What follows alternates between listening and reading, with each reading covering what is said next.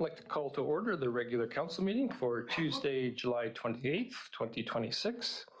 This meeting is being recorded live and is streaming on the District of Summerland YouTube channel. All representations to council, written or verbal, will form part of the public record and be available to the public for viewing electronically or as a written record. Corporate Officer, any late items? If no late items, if I could get approval of the agenda as presented. Councillor Van Elfen, Councillor Betts, all in favor. That carries. Consent agenda. Anybody like to remove anything from the consent agenda? No. If I could get approval of the consent agenda. Councillor Peake, Councillor Patton, all in favor. And that carries. And we'll go straight into my report. So this morning, I spoke with a man named Ron Poole of the Northern Benefits Alliance, which is a coalition of 21 local governments in northern BC that receive provincial funding for local infrastructure as a share of revenue generated by resource development in the north. We spoke about how small agricultural municipalities could organize themselves in a similar way by forming an alliance to advocate for an agricultural municipality initiative. The idea is that rather than it being a Summerland initiative supported by other municipalities, which is essentially what it is now, it becomes a joint advocacy effort with each municipality appointing a council member as their representative to the alliance and reporting back to their councils just like any other board representation. This is something we may wish to create in September when we all meet at UBCM. Speaking of the UBCM meeting, I have been informed that there is a hold in Minister Popham's calendar for her to attend, but she needs to wait to see her full UBCM schedule before confirming the time. Meanwhile, the AMI Roadshow wrapped up on July 21st with an in-person presentation to Lake Country. The analysis from various municipalities are starting to come in, and the media is paying attention, so the initiative is gaining momentum. On July 20th, Deputy Mayor Traynor, CEO Stat, and I had a Zoom call with the City of Vancouver's managers for transportation and transportation design. They spoke to us about suicide prevention measures that were taken on their main bridges. 10 years ago, they installed vertical pickets on the Burrard Bridge after working with their heritage planner to ensure the bridge's aesthetic appeal was retained. Since then, there have been no suicides from that bridge when there used to be 1 or 2 a year. The city is now looking to integrate means prevention into a redesign of the Granville Bridge. Netting was not considered an option for either bridge due to the cost and complexity to both construct and maintain. We'll be taking this information to the next meeting of the Youth Suicide Group for consideration in context of the Trout Creek Trestle. On July 17th, I had the honor of attending a special dinner at Legion Branch 22 to celebrate its 100th anniversary. The Summerland branch of the Canadian Legion of the British Empire Services League, as it was called then, was incorporated on July 17th, 1926. Earlier in the day, I was joined by Deputy Mayor Traynor and Councillor Peake for the unveiling of a mural on the Legion building that was painted by local artist Tim Searles. Only half of the mural is complete, but Mr. Searles told us that once finished, it will tell a story. He wouldn't say what the story is. Everyone will have to figure that out for themselves. But he did say a clue was all the airplanes on the mural flying around without a pilot. And also that the poppies in the painting are an important part of the story. On July 16th, Councillor Barkwell and I attended the regular board meeting of the Regional District of Okanagan-Similkameen, where the board agreed to proceed with the development of a new utility acquisition policy after reflecting on lessons learned from recent acquisitions. The revised policy will maintain the core approach that an acquisition must be in the best interest of the RDOS and the affected community, but it will set out clear direction on technical, financial, legal, operational, and administrative requirements. On July 11th, I believe many other members of council called in to the well-attended Fire Hall open house which I'm sure Chief Robinson will talk about, and which also included participation from FireSmart, Emergency Support Services, the RCMP, and Councillor Barkwell was there for Citizens on Patrol. And finally, on July 9th, I was joined by Councillor Peak at the Art Gallery in the George Riga Arts and Cultural Center for the opening of a memorial exhibition celebrating the work of the late local artist Jill Southern. The exhibit was organized by Jill Southern's family, and 2 of her daughters spoke about their mother and her work.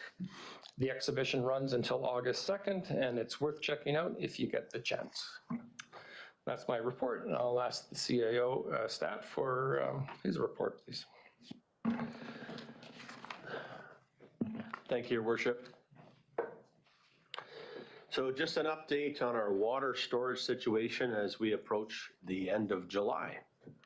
Council had provided unmetered use of agricultural irrigation water until our dams stopped spilling in mid-June.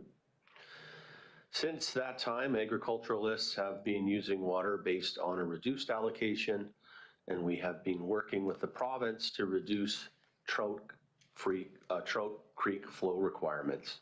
We've also been supplementing the creek flows with groundwater from nearby wells as a test of that new system.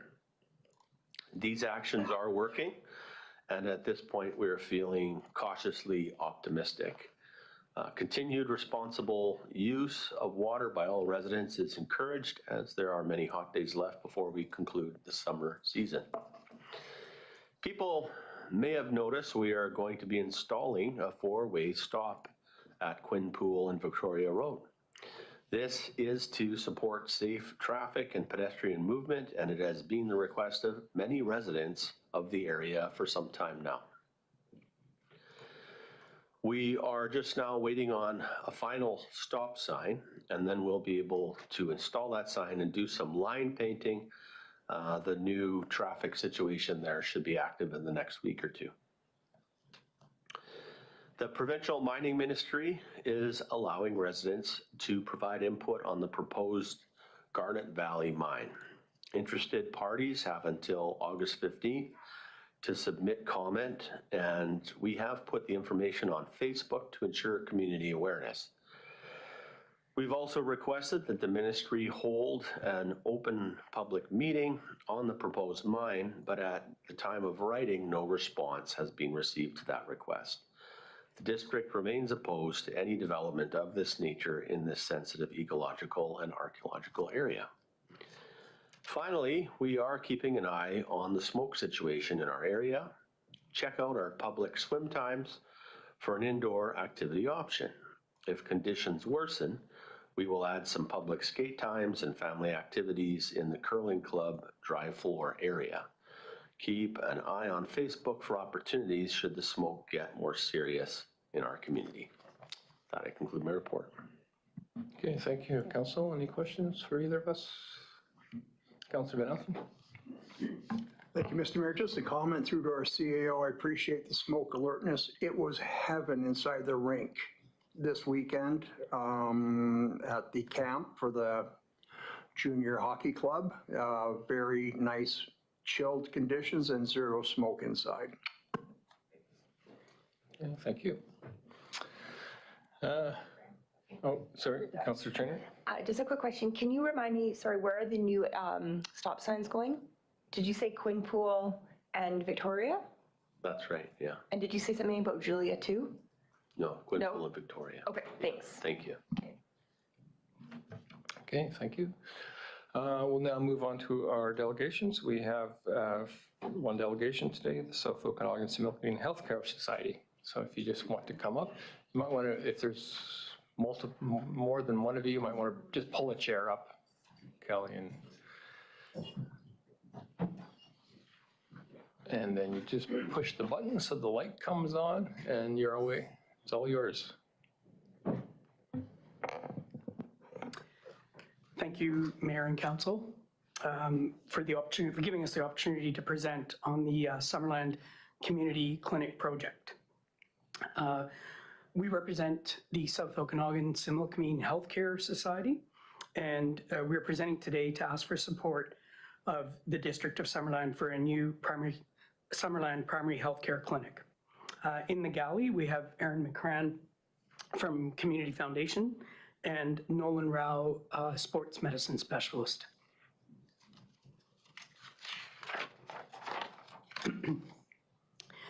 As many of you know, we've been looking for a new primary care clinic in Summerland for 12 years for recruitment purposes so that we can attach all Summerlanders who want to have their primary care in Summerland. Currently, we have no room for interested providers to practice in Summerland, and people living in Summerland who cannot find a primary care provider or have their care in neighboring communities. The landscape for young graduating physicians has changed significantly as well. Medical students are coming out with an average of $200,000 to $300,000 debt, and are not interested in owning and operating clinics. They want to spend their time seeing patients. The South Okanagan Similkameen Healthcare Society operates clinics on behalf of providers. Physicians, young graduating physicians, have many options to work in other communities that offer turnkey clinics and locations where they can work with no overhead. So in Summerland, to attract new physicians, we need to be competitive.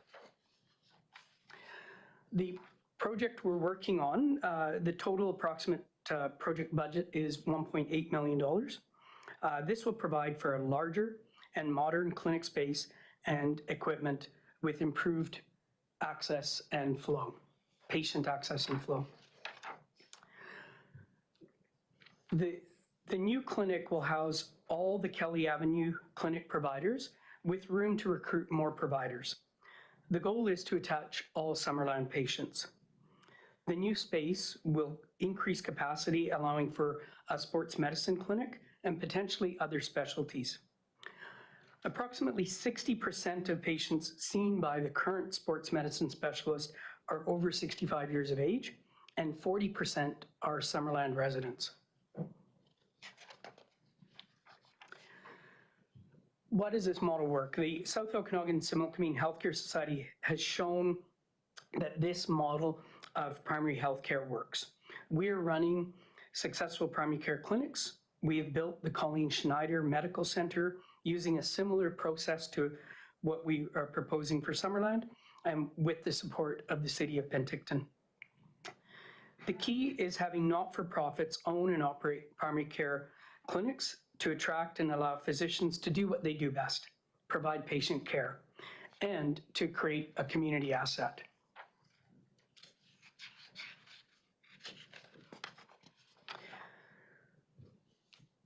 We know addressing primary care shortage has to be community-based solutions, and we've appreciated the support the District of Summerland has shown over the past decade. We have a strong partnership built up already with Community Futures, the Medical Foundation, Community Foundation, and the Division of Family Practice. This partnership has grown stronger with the success of the Colleen Schneider Clinic, and similar to other communities in the province, we are asking the District of Summerland to partner with us for this project.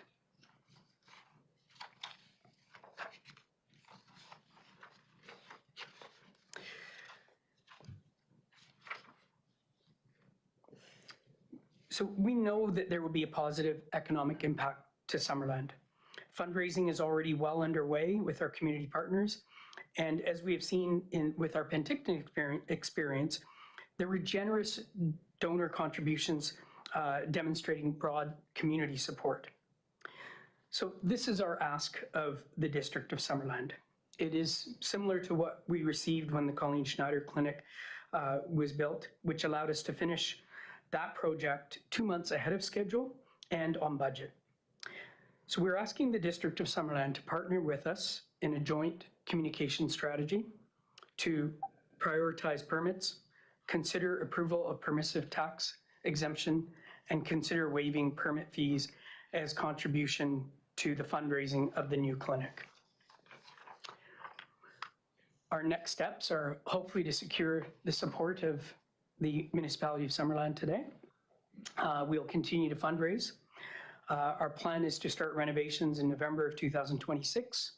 The recruitment of physicians is already underway, and we've already had expressions of interest. And the goal is to open the clinic June 2027. So thank you again for allowing us to present. As mentioned, in Penticton, we did have a lot of community support in the way of donations, and this is a website for anybody that is interested in donating to the Summerland Primary Healthcare Clinic project. Thank you. Okay, thanks, Morelli. I'll just open up to questions from council. Council, any questions? Councillor Peak. Thank you very much. I just wanted to understand, it talked about, is it two-pronged? Because it talked about physicians, and there would be so many roles, and then it talked about specialties, like Raul's specialty in sports medicine. So is it two separate prongs of doing the same thing? Because I forget the numbers, but it would be like 5 and 2 or 3 and 2 or whatever in terms of the number of physicians. Yeah, so the clinic will house the primary care clinic. So as mentioned, the Kelly Avenue Clinic, along with new providers for primary care. But there's enough space to allow for Dr. Rao to establish a sports medicine clinic. And he's had expressions of interest as well. We have pain specialist that lives in Summerland that's potentially interested. So we have other specialists, as they've started to hear about this project, say we might be interested in doing a sort of an outreach. Through divisions of family practice, we've set up something similar in Princeton where specialists will go out once a month and provide a service there.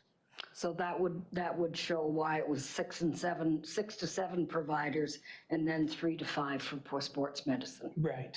Thank you very much. Appreciate it. Thank you. Councillor Schreiner. Thanks a lot for your presentation.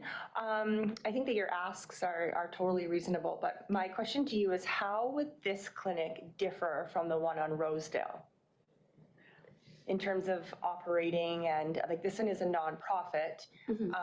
Yeah, just wondering how that would work. Do you want to take them? Yep. So the difference with this clinic specifically is that the building is owned by a not-for-profit. So it's not owned by someone who's looking to make money off the clinic, so they charge extra. And then it's operated by a not-for-profit. So as the Healthcare Society, sorry, my voice is a bit bad today. So as the Healthcare Society, we're only going to charge overhead that's going to cost to run the clinic. So we're not looking to make a profit. So that's what's going to attract the providers to come. Whereas with Rosedale, even though they're, family doctors as well, they're renting from a for-profit landowner or building. Okay. Okay. The doctors will still pay rent. Correct. Yeah. Yeah, we're paying fair market value rent. It's just that there isn't a for-profit motive. Okay. And then just, to clarify as well, because as many people present here are aware, we were working together with Rosedale on a bigger project. And when that didn't come to fruition, we are still working closely with Rosedale. So the plan is to continue that partnership. So, the physician leads from Kelly Ave and Rosedale are constantly communicating. They're aware of this project. We're still sharing a social worker. So the idea is to have this bigger space in Summerland, but we will be working closely with the Rosedale physicians.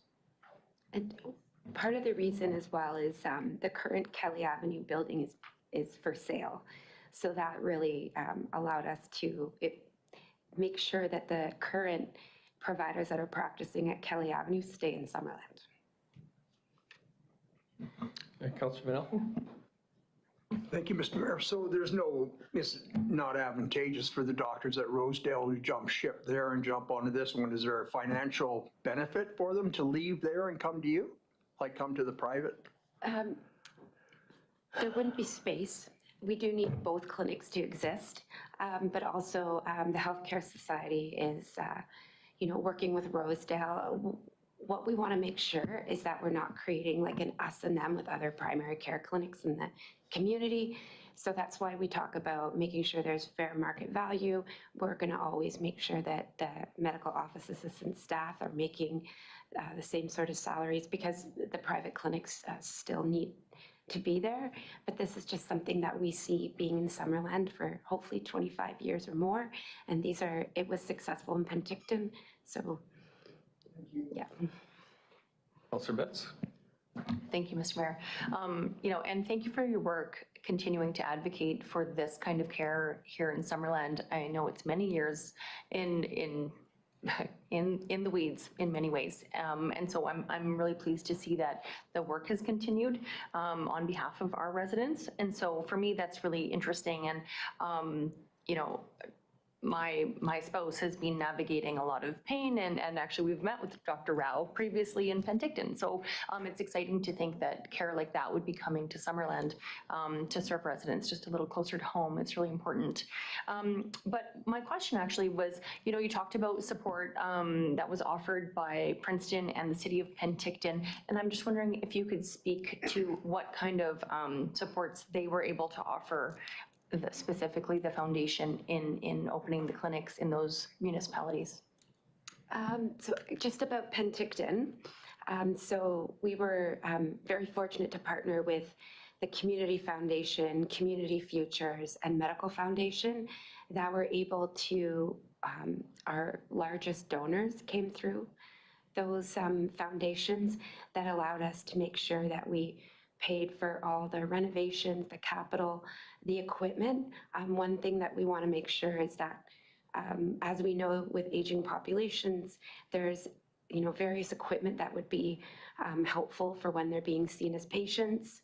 And so it allowed us to just be able to have a wider reach into the community. And so that was the support, as well as the support just from residents of Penticton that also contributed. Yeah, I think you're asking about the city. What city of Penticton? The city of Penticton. So the city of Penticton specifically, we were able to, our permits were prioritized. They were able to waive the permit fees. And those two things specifically were very important. It allowed us, construction projects are sometimes take a long time. So it allowed us to make sure that we met deadlines as quick as we could so that we could actually provide the expanded care within Penticton. We've seen just with that clinic alone, we've been able to see 1,200 patients attached there in a year, because we have 5 new physicians working there. And originally we were supposed to open September 1st, 2025. We ended up opening in July. So that was because of the city of Penticton. Thanks for that. Just for staff, I guess. So for the PTE, there's an application process, and so, but for waiving permit fees, would that be something that you would come back to us with a staff report? And would that be okay? Councillor Barkwell. So, yeah, thank you, Mayor. I was wondering about your definition of a fair market rent. If somebody has invested in, say, the Rosedale Clinic with equipment and the building and stuff, and they have to charge a certain amount for rent, but you have a building that, the donations and the District of Summerland has made contributions to, you don't have to recover that money. So would your fair market rent be less than what a free enterprise supplier of this facility charge? Or do you expect to maybe make some money that you could reinvest in some future enterprise? Go ahead. We can tag team on this, but really, when we look at operational costs, when we've looked at, as Kelly said, we're aware that there are many other clinics, and in Penticton, we want to make sure that we're not drawing people away or creating an inequity. And really, operating costs end up being very similar. It really comes down to what the lease, it's that lease protection, really, of you've got a building for 20 years that is protected, and you can have a healthcare clinic, is kind of the way that I've always seen it. But the operating costs that when we've taken over other clinics, where they've expressed interest in saying we want SOS Healthcare to operate our clinic. Generally, it ends up being pretty equal. Yeah, the biggest cost with the overhead is not the rent of the building, it's usually staffing. So when we've worked with clinics in Penticton, what's nice about having a not-for-profit here is when we're in Penticton, we've worked with clinics where they did actually have to move locations because they did have a landlord that increased their rates and they couldn't stay. So that's the idea of securing a space where we won't be in a position of, in 5 or 10 years, that the rent becomes too high, that the providers and the clinic decide to go somewhere else.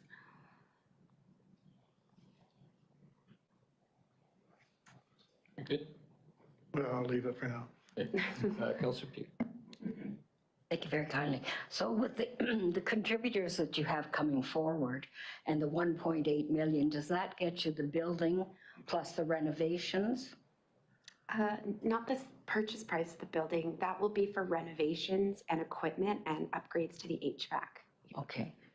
I like the opportunity that we have for greater attachment. I know there's lots of people that still have no physician or still no nurse practitioner, and those things are very important to the community. So I'm very pleased to have a more expanded model come to Summerland.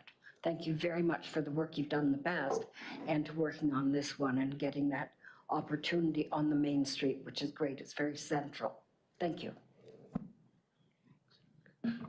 Could I just ask, so it being a team-based care model, what allied workers would you have there, and how, and do you have to get Interior Health on board, or would they just be coming over from the Kelly Clinic, or how would all that work? Yeah, so right now we have a social worker that we share between, works between Rosedale and Kelly Avenue, and that social worker would move over with us. We actually physically don't have room for any other allied healthcare staff in our current clinic. And so that would be another opportunity. And Kelly can speak to the clinics that we're operating in Penticton, where we've been able to bring in other allied staff. So the allied staff, there's allied staff that come through the primary care network, and that would be something that the division of practice would lead. And then there's allied staff that come just if a clinic decides to bring in an allied health, and then they figure out that model by paying that specific staff. So currently, we know that the social work will move over. Outside of that, we don't have an answer to that right now. And I also wanted to ask, so when you request that the district be a partner in the project, what does that look like exactly?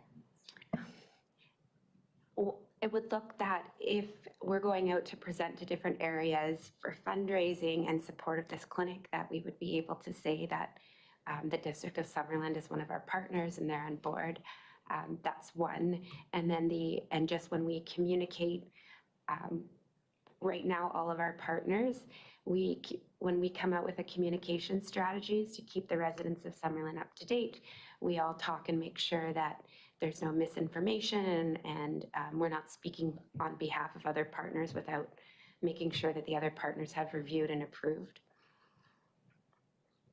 So advocating for a team-based clinic is one of our published strategic priorities, but corporate officer, I guess, do we need a motion or anything to say that we'd be a partner? I mean, how, or is that just, how do we just all agree on it, or how does that work? CEO Stat? Thank you, Mr. Mayor. I do believe there's a draft partnership agreement they've shared with us, and I think what we could do is take a closer look at that and provide council advice on if that partnership agreement is something that we could sign, which should indicate that we are a partner at that point, and also maybe at the same time bring back any advice that we have regarding the waiving of the permit fees and the expediting of permitting. Okay, sounds good. Sure. Thanks. Okay, Councillor Markle. Yeah, previously when we worked on the primary care clinic, we were lobbying the province for funding from the Ministry of Health. We met with Adrian Dix. I don't know how many times. We've gotten nowhere. We had help. Didn't seem to help. They haven't come through for us. They look at us as part of Penticton, which of course we're not. It's not reasonable for seniors to be driving to Penticton. And so the uncomfortable truth is that it's downloading from the province to the taxpayers of Summerland, because we're going to have to contribute to see this done. Either, it hasn't been decided how much the municipality will contribute, which should be, paid through from property taxes. It sounds like the people individually are very generous, but still it's a provincial healthcare responsibility that we're kind of being left out in. So I guess we'll have to talk to our MLA about that. I don't know, but it seems like it's become a necessary truth that we have to do this. Yeah, unfortunately, we're not alone. It's the whole province has gone that way. So, Councillor Nelson? Yeah, thank you, Mr. Mayor. No, and I can't agree with you more. It's another provincial download, obviously, but, I fully support and have all along. I think this whole idea would be phenomenal. And I don't necessarily have a problem with signing on as a partner. My concern is once we go forward with this, do we get a knock on the door from the other clinic on Rosedale going, what you're doing this for them, what about me? You know what I mean? So, I'm all in favor, trust me, and I want to see it happen, but there are other consequences that could come down the pipe, and Councillor Barkwell is 100% accurate. It's just a provincial download. We need this, but every excuse we've ever heard is like, I think you're 10 minutes from Penticton. And this is somebody talking to us on a phone from Victoria. They have no idea what we're dealing with here. So anyways, I'm in support, but I just had to vent. Thank you. Yeah, legally, we can't support a business. So that's the difference, really. Councillor Jenner. From your experience doing this in Penticton, have you come up with any kind of tensions like that between the nonprofit clinics versus the private ones? And if so, how have you worked through that? I did hear you say that you do work really closely, and I totally believe you that the clinics all work together, but how do you kind of overcome those differences, if there are any from your side? The one way that as we're increasing our capacity and growing, we've always put the Healthcare Society out there that if there was another clinic that would like us to come in and support them, and whether it's managing their whole operations, we more recently have clinics that are just expressing interest that we can support them in smaller ways. One of the biggest things that has really bridged a gap in Penticton is because we have a lot of medical office assistant staff, we lend our staff out to all the other clinics. And what that does is sometimes we have a clinic that has one staff member or their staff members cannot have vacation. So what we've done is that's how we're partnering with all the clinics. If anyone needs our support, we'll support them in that way. If they need any support coming in and just hearing about, we're very transparent with what we do. We're very transparent on our books, on how we run things. So if anyone wants to learn from us, our experience has been that it's great if they want to learn, but a lot of the time it's not what they were trained to do. The physician-owned clinics they're doing the best they can, but that's what we've done in other communities. It's gone well, and I'd see the same in Summerland. We would offer that same support. We do the same things ourselves. We have a nonprofit daycare occupying a municipally owned building, and we have for-profit daycares in private buildings. We have a nonprofit golf club operating on municipal land, and we have a for-profit golf club operating on private land. I mean, so we do this as ourselves. It's not really that strange of a model. Councillor Peake. Thank you very much, Mr. Mayor. When you're talking about the cooperation that you do with other clinics, which I think is excellent, that kind of trading back and forth and creating understanding and shared aspects of things is very good. Do you do any shared buying for office supplies? Is that a part that you have considered doing? Not currently. As of right now, we're only purchasing supplies for the Healthcare Society managed clinics. Okay, don't see anyone else, so thank you very much. It's exciting news. And, it's been Thank a you. long time coming. Thank you. Yeah, Councillor Betts? Thank you, Mr. Mayor. Just so that I understand kind of what's next, is that will staff come forward with a report, like the items that you were talking about, is that something that will come back to council at a later time? I see nodding. Okay, thank you. Okay, we now have our public comment opportunity for any agenda items. Would anybody like to comment on any of the agenda items? Don't see any, so we'll go straight into our business items. And first up, 9.1, the Fire Department Quarterly Update. Chief Robinson, please.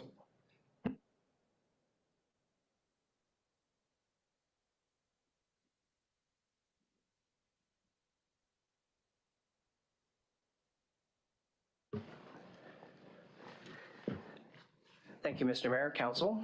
Good afternoon.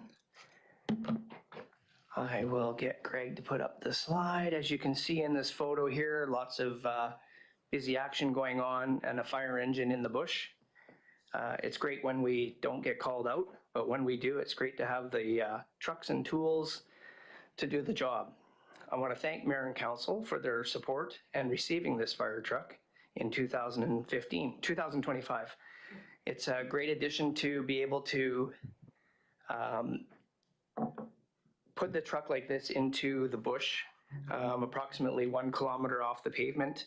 Most fire trucks don't go in the bush, and this one was designed to do that.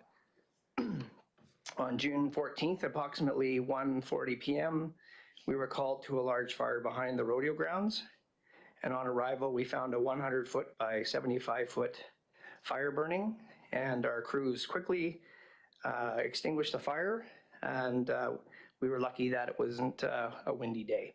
So it's thank you to you guys for supporting us with this truck. As I get on to the quarterly stats on the incidents here, consistent numbers from previous years.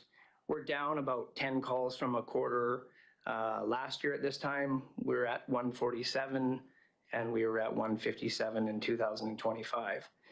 In May, you might remember that we sent 2 fire trucks to Penticton to help out our firefighter friends as a massive blaze broke out there. That's why in May we have that one mutual aid call that I'd like to just bring your attention to. Training for this quarter for April, May, and June. We're consistent numbers. I'm going to sound like a broken record for the rest of this presentation. Year to date, we have 190 events, and in 2025, we had 191. In April, May, and June, we're consistent with 97 training events for this quarter, compared to 95 in this quarter of last year.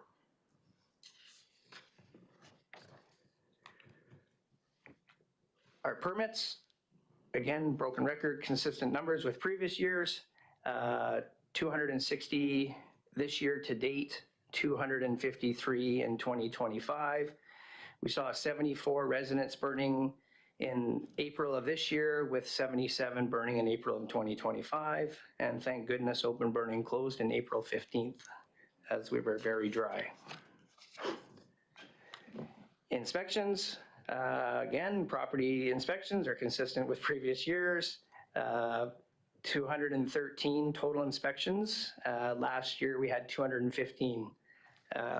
You might notice that the number says 256, but those are fire hydrant inspections. We still inspect them, that we don't go into the fire hydrant and physically check it. We just drive by to make sure there's no bush or make sure it's still there and there's no bushes or grasses high enough to not be able to see the fire hydrant.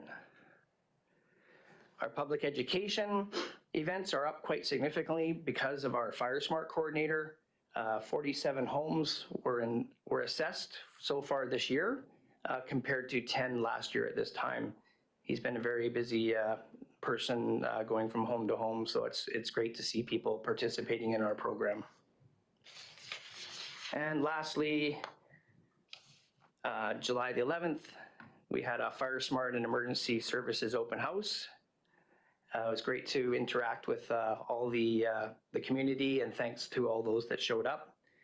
We served up 176 hamburgers and hot dogs. I think the kids really enjoyed the new bouncy castle that we had. Our Fire Smart coordinator had organized that, so that was great.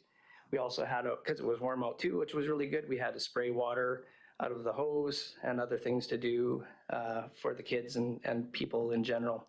There was lots of great information from our Fire Smart coordinator to our fire prevention team was there as well too.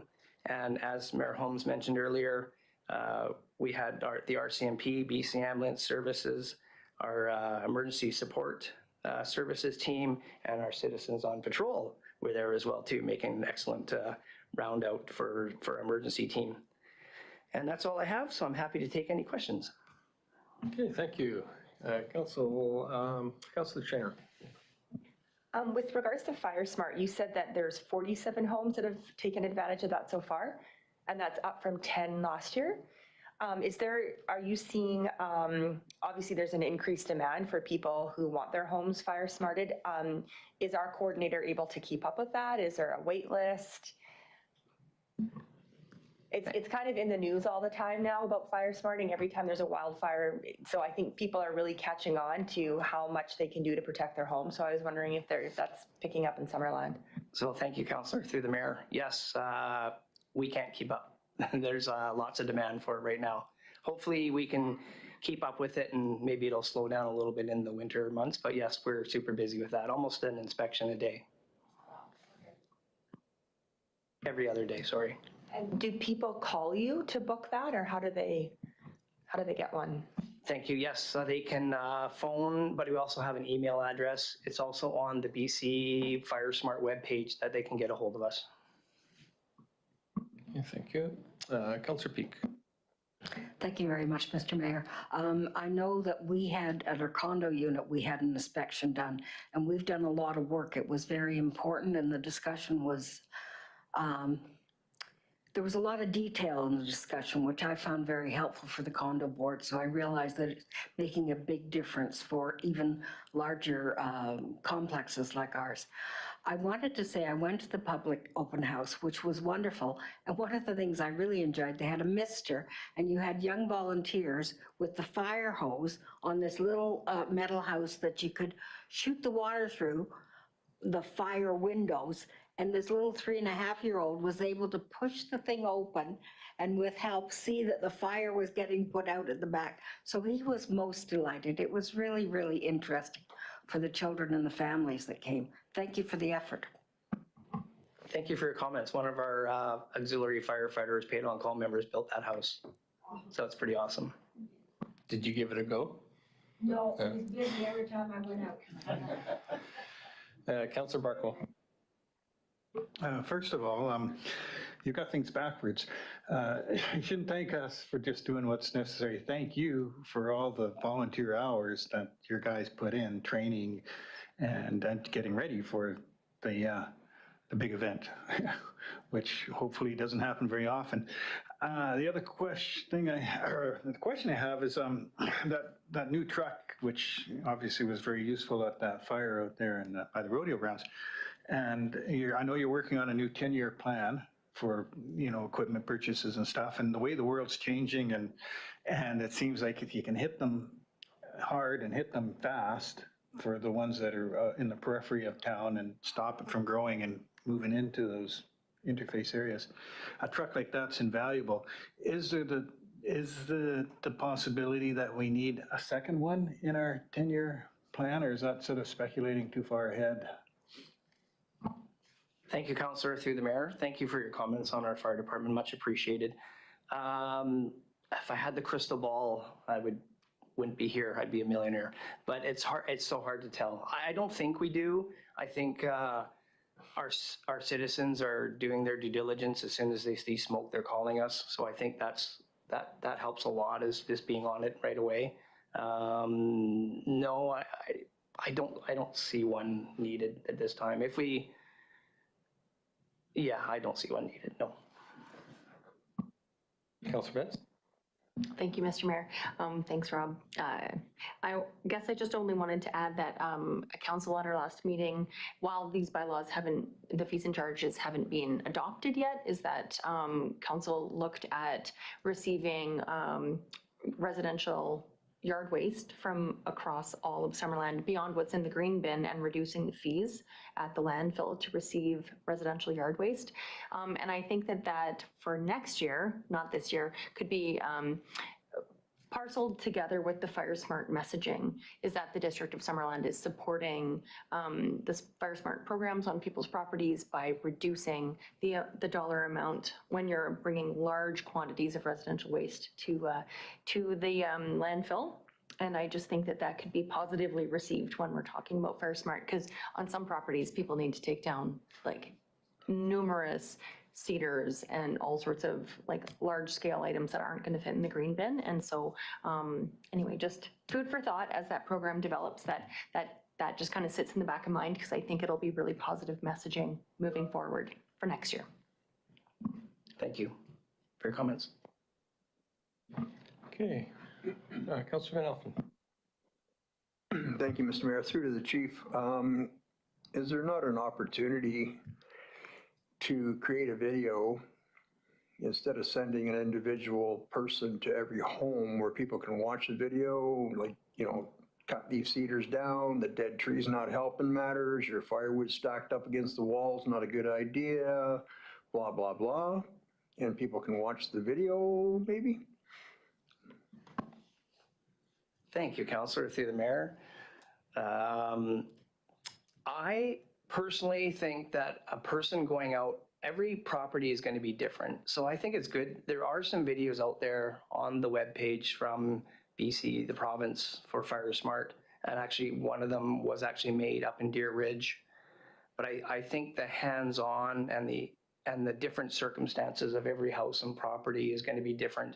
I think also is that you'll find, like, I'm at fault, and I hate to say this in public, but I have 2 trees that are the ambience of my house, and I don't want to cut them down. So I'm not a true Fire Smart person, but I think people have aesthetics and like their property, and it's up to them what they want to do with their property and how they want to assess the assessment from the Fire Smart person. You don't have to follow it to a T. You don't have to do everything right away. You can do it step by step, but it's important to do it 100%. But there are going to be certain parts that you might not want to do versus parts that you do want to do. And the Fire Smart coordinator that we have now isn't there to tell you that you have to do it. It's strong, just a recommendation, strong recommendation on, there's different zones 1, 2, and 3, closer, further, and further as you go. So I think it's up to the individual property owner. Okay, Councillor Chair. Yeah, I think the Fire Smart program is really good. Their website has all the information. They have videos, they have books that you can go and read. But I think that having somebody come to your house is really important because, like you said, every neighborhood is unique. And also, we had one come out to my parents' house, and then my parents were able to share all that information with their neighbors. So I think it's something that we do need to continue to do because we live in such a fire-prone area. And having somebody in that personal conversation, I think really hits home for people. And then they're able to act as, able to share all that information. So I think it's really important. Is the Fire Smart coordinator, is that a district position or is that funded through the province? Through the mayor, it's funded through the province through our CRI grant. Okay, so do we renew that every year? Yeah, every 2 years. Every 2 years, okay. Okay, thank you. Is there any thought of looking at, rather than individual properties, looking at going neighborhood by neighborhood? I mean, I could Fire Smart my place, but if my next door neighbor is not doing theirs, then what good is it to me, right? Thank you, Mr. Mayor. What we're trying to get is like Councillor Peak's strata building. We're trying to, it's called champion, and what we're trying to do is get one person in that area, kind of like what we've done with Deer Ridge and Sumac Ridge areas, is that we have one person that is the champion of the area, and they will organize kind of a committee, and they'll go around the area and say, hey, we're doing Fire Smart pickup today, or whenever it is, and then they get some kind of a truck, or have people that have good with chainsaws or pruners, and they go around and do that. That's what we're really trying to focus on in Summerland, is try to get that one person to take a little bit of pressure off the fire department and build an area, a community area, neighborhood. And they do that in Penticton, I believe, yeah. Okay, don't see any others, so thank you, Chief. Move on to 9.2, the RCMP update, and Sergeant McGeorge, please.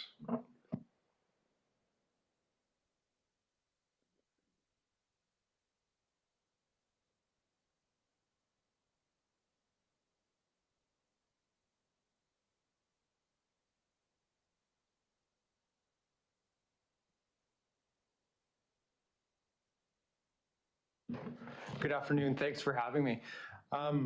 You'll see in front of everyone there, I don't know if everyone can see, it's a bit small, but our stats for, unfortunately, it's for quarter number 1. Maybe we just quickly go through them. I won't go line by line and bore you with everything, but there's just a couple things that sort of stand out for us when we go through these stats. The first one you'll notice is, next time I'll maybe make it not red so it doesn't stand out as bad, but pick a nicer color. But you'll notice the stats are somewhat small. When we look at like assaults, for example, it looks really bad. It seems like we had a very bad couple of months here in Summerland, but what it doesn't show is that 2005 was an all-time low. So with 8 assaults over that period is actually still well within our average of reporting for that time. And of those, a lot of them, the intimate partner ones, again, it looks bad, but it was the same couple that we went to over and over and over that we've been dealing with. So that tends to skew our numbers, quite badly in that regard.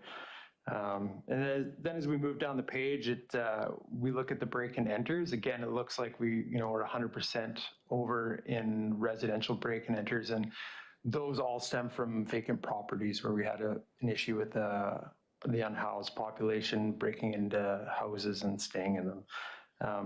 But on the positive, the break and enter businesses are actually quite low. We're down about 80% in that. Same with shoplifting and thefts. Yeah. So again, similar with vehicle thefts, they're again quite substantially down from the past quarter since the last time I was here.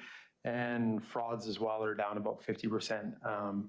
We do see quite a few frauds in the community, especially we're seeing a lot with seniors, victims, where people are like online frauds. And the latest one is people posing as their family and relatives, often targeting seniors, where fraudsters will call and pretend that they're a family member and sort of make up a story. And we often get vulnerable seniors that are buying gift cards and giving them to them and that sort of thing. So we've been working on the education piece with that, with our community policing partners, holding a couple of events locally targeting seniors to sort of help prevent that. Yeah, and that's about it. So I'm obviously relatively new to town, and one of the things that we've sort of tried to focus on since I've been here is community engagement. I've been working with some of you with the suicide prevention, and we've done, I think, great work in that.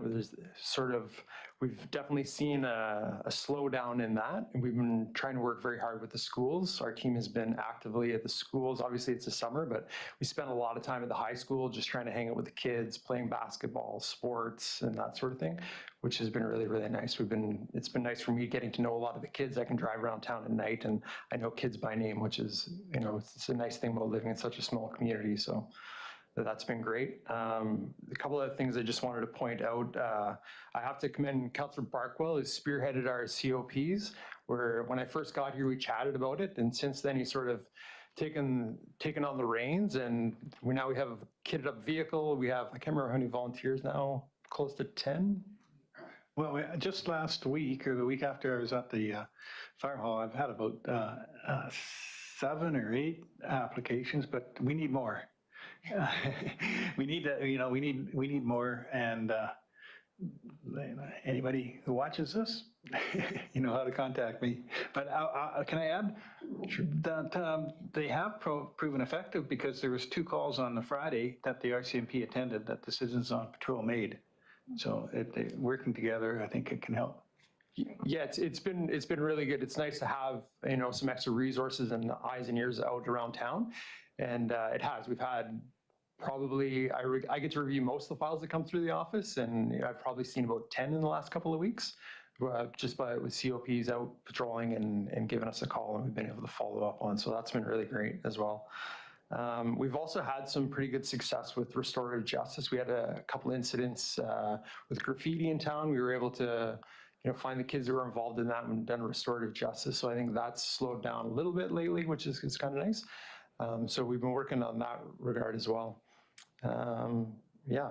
And then again, we've just been a lot of the time trying to be visible. Action Fest is a busy weekend for us. We had some officers from out of town helping us out, and we just tried to keep that visible presence through the whole weekend. And it was nice. I heard a lot of good comments after that about people couldn't go very far without seeing the police car driving around. So that's nice. We didn't have any significant events over the weekend, which was nice. Hopefully it'd be just the fact that we were around and making our presence known, which was good. Yeah, and then as far as some issues in town, one of the big issues we've had is we get a lot of calls about speeders. So we've been working on that. Around Trout Creek is a really busy area for us. Around the old Giants Head School is a really busy spot. And we worked with our friends at the district, and we put up some speed reader boards, which I think has helped significantly. We've got those up in a few new spots around town, and I feel like that's definitely slowed people down. They can see that visual reference when they're driving and choose to slow down a little, which is nice. Yeah, and just a couple of exciting things for us is we have actually, sounds like 4 new members arriving in Summerland in the next little while, so I'm pretty excited about that. Constable Senard's transferring in from Penticton. His first shift will be here on Friday, so that's great for us. And we're actually getting a new recruit from right at a depot starting at the end of August. So he's actually from West Kelowna, so he'll be on the ground here at the end of August. And I have another member transferring in from Hope, who has his house for sale. So hopefully that goes smoothly and we see him here in the next couple of months. And Corporal Hall actually recently retired, and his position's gone up to promotion, and I should have an answer with that in the next month or so. So there's some hope on the horizon with some new people, and you'll see some new faces around town. Yeah. That's all I have. Yeah, that's great. That's great news. Councillor Van Elfen. Thank you, Mr. Mayor. So that put us at full complement? With the addition of the 4, we'll be 1 short of our full complement, yeah. Thank you. Still the most we've ever had. Still the most we've ever had. Councillor Peak. Thank you very much, Mr. Mayor. Could you introduce yourself? I don't sit on one of the committees that you sit on. Oh, my apologies. Sergeant Duncan McGeorge. Very nice to meet you. I did have a question on the report, and it talks about mischief to property. I'm wondering if more of this is on public property or private property? A lot of it is on public property. We see it sort of at the parks and skate parks, graffiti and vandalism and that sort of thing is where the majority of it is, yeah. Thank you very much. Councillor Chin. I really appreciate you coming to the Youth Suicide Prevention Committee. I think that's, it's really great to see that. And I also think being in the high school is huge. I think since I've been on council, you've taken the biggest lead on that kind of thing. So I think that's great. The only thing that I wanted to comment on, and you touched on it, was the speeding through Trout Creek. It just, in the summer, it's way worse. And I think there was another crash the other day. I did notice that I think the province put up measuring pieces of equipment to measure traffic at the Arkell intersection and at the other one, the south end with the gardens. I can't speak right now. Anyway, so there is monitoring there, but I do think that the more presence that we can get down there, the better. Even just knowing that a police officer might be there slows people down. And that used to be a thing. They used to monitor a lot and everybody would just slow down because they would expect it. So I think if we can get more presence down there, that would be great. Yeah, it's a very difficult spot for us just because of the speed and the amount of traffic in the summer. Like it's constant, and we also have to be mindful of our own safety because there's so much traffic. Like I was there yesterday and I just got run over with a police car and all the lights on the side of the road because people are speeding, and we're down there as much as we can. And I know I've reached out to our friends at Highway Patrol, and they're there as much as they can be as well. So it's definitely on our radar, and we know we're doing the best we can there. But it's a difficult spot there for sure with the amount of extra traffic we see in the summer for sure. Councillor Betts? Thank you, Mr. Mayor. Thanks, Duncan. Pardon me, Sergeant George. I just wanted to note, I'm pleased to see kind of just the general reduction in just the general mischief as compared to last summer. There was some pretty severe vandalism that happened all around our community at our recreation facilities, bathrooms at Rotary Beach, I believe, at Canyon View, at the train station at the end of the line there, that was absolutely smashed and destroyed.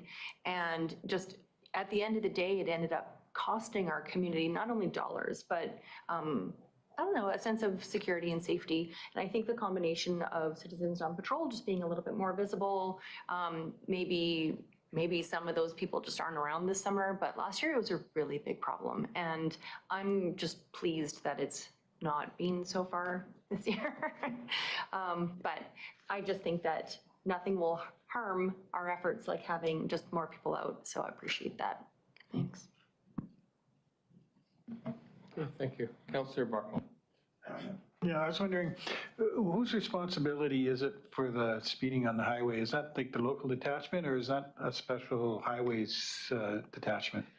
Yeah, so essentially all of that it will be dealt with locally, like we would be the first response, but we often will call on our friends that have these specialties, like BC Highway Patrol works throughout the province, and their main mandate is enforcement on numbered highways. So they do it, but obviously the majority, our local team is based out of Karamias. We do have a couple of members that work locally. So it is ultimately our responsibility first, and then we get our friends to come and help us out whenever they can. But we also have to be mindful that they're in all sorts of other communities as well, having the same problems. So they're just spread a bit thin probably. Thank you. And do we know, I know there was quite a bit of enforcement around the slide area. Is that still being enforced there? It doesn't seem as bad. Now that people are kind of used to it, that they just slow down automatically now, but have you noticed anything there? Yeah, we are still there frequently, and the Highway Patrol guys are there very regularly. I think probably some of the issues where it was so long where no one was working there, people kind of got lax driving. They're not used to seeing workers, and now that it's back, actually under construction, there's people working there. I think people are probably a little bit more mindful. So we're seeing a little bit less, but it does still happen, yes. But it's a little bit better for sure. Thanks. Anyone else? Okay, thank you, Sergeant. Thank you. Move on to 9.3, the bylaw update, and ask Darren Corral to come up. All right, thank you, Council. So Q2 activities report, what we're prioritizing right now is park and beach patrols. We're looking, what we found with that is there are quite a few dogs off leash. So that is one thing, especially on the weekends, that we are trying to prioritize. And then I just thought I'd make a little note there, we have not received any issues within the drinking on the beach. We have had a couple of complaints about drinking in other areas where it's not permitted, but overall that's proven to be quite successful. The big push that happened in Q2, we did have a significant influx of some unhoused individuals that were causing some issues around town. Some of them have moved back to Penticton. We still have a few here. So we are doing patrols every day, looking to see where they happen to be, and then encouraging them to access the supports that we have or Penticton has to hopefully get them off the street eventually. As part of that, we have had to do a number of encampment cleanups and garbage trips. It has been a bit of a resource draw for us, but that is sort of an annual thing now in Summerland that we just have to do. And it has been, we had that about 6 weeks there where things were a little rough downtown, but as I say, the individual who was causing most of that has moved back to another community. And then the rest of our time is just responding to bylaw complaints, and that's the unsightly properties and those other type issues. So you can see we had a huge increase in calls in May compared to April. A significant portion of that was the unhoused. Daily patrols that make up a portion of that, a number of complaints we were receiving. And then because of the early spring, we were getting the unsightly property complaints earlier than normal for grasses overgrown and things like that. So it's been, it was definitely a busy May and June. So here you can see the majority of our complaints were good neighbor and a few traffic. And then there's the public space patrol and parks. If you combine those are two that we were sort of with the unhoused focus. So that would be the combination for those ones. So you go by quarter, you can see a few more calls this quarter than last. What's interesting about that is last year we had a much more focus on proactive traffic control than we have this quarter. So the majority of those are complaints, complaint-based, compared to the proactive that we were doing last year.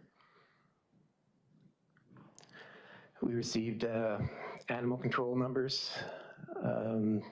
So you can see where they're averaging 10 to 14 calls per month. They're averaging in that 12 calls per month range with the new contract. So that is the new contract that we implemented this year that does not have the proactive park patrols as part of it. So this is just response to complaints. And the majority one was dog at large, especially in Q1. And I thought I'd end it with an update on Hillborn. So this was the cherry sorting facility. Just a little bit of background. We started with enforcement measures in 2022 for unpermitted building. In 2023, council passed a remedial action order for us to secure that building so it couldn't be utilized. And then it has sat vacant for 2.5 years, and it was torn down this spring. I'll show where that one is on a future slide. In 2024, we had the enforcement about the illegal occupancy on the cherry sorting facility. Last year, we got the remedial action order through council again to turn off water and power if it wasn't brought up to full occupancy. We did give them a provisional occupancy for the summer and subject to them finishing it, and they didn't gain full occupancy, so that expired, the conditional occupancy expired.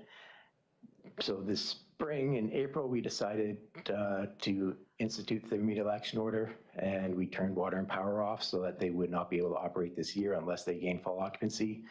And on June 25th, just before the season was supposed to start, they did get occupancy for that building.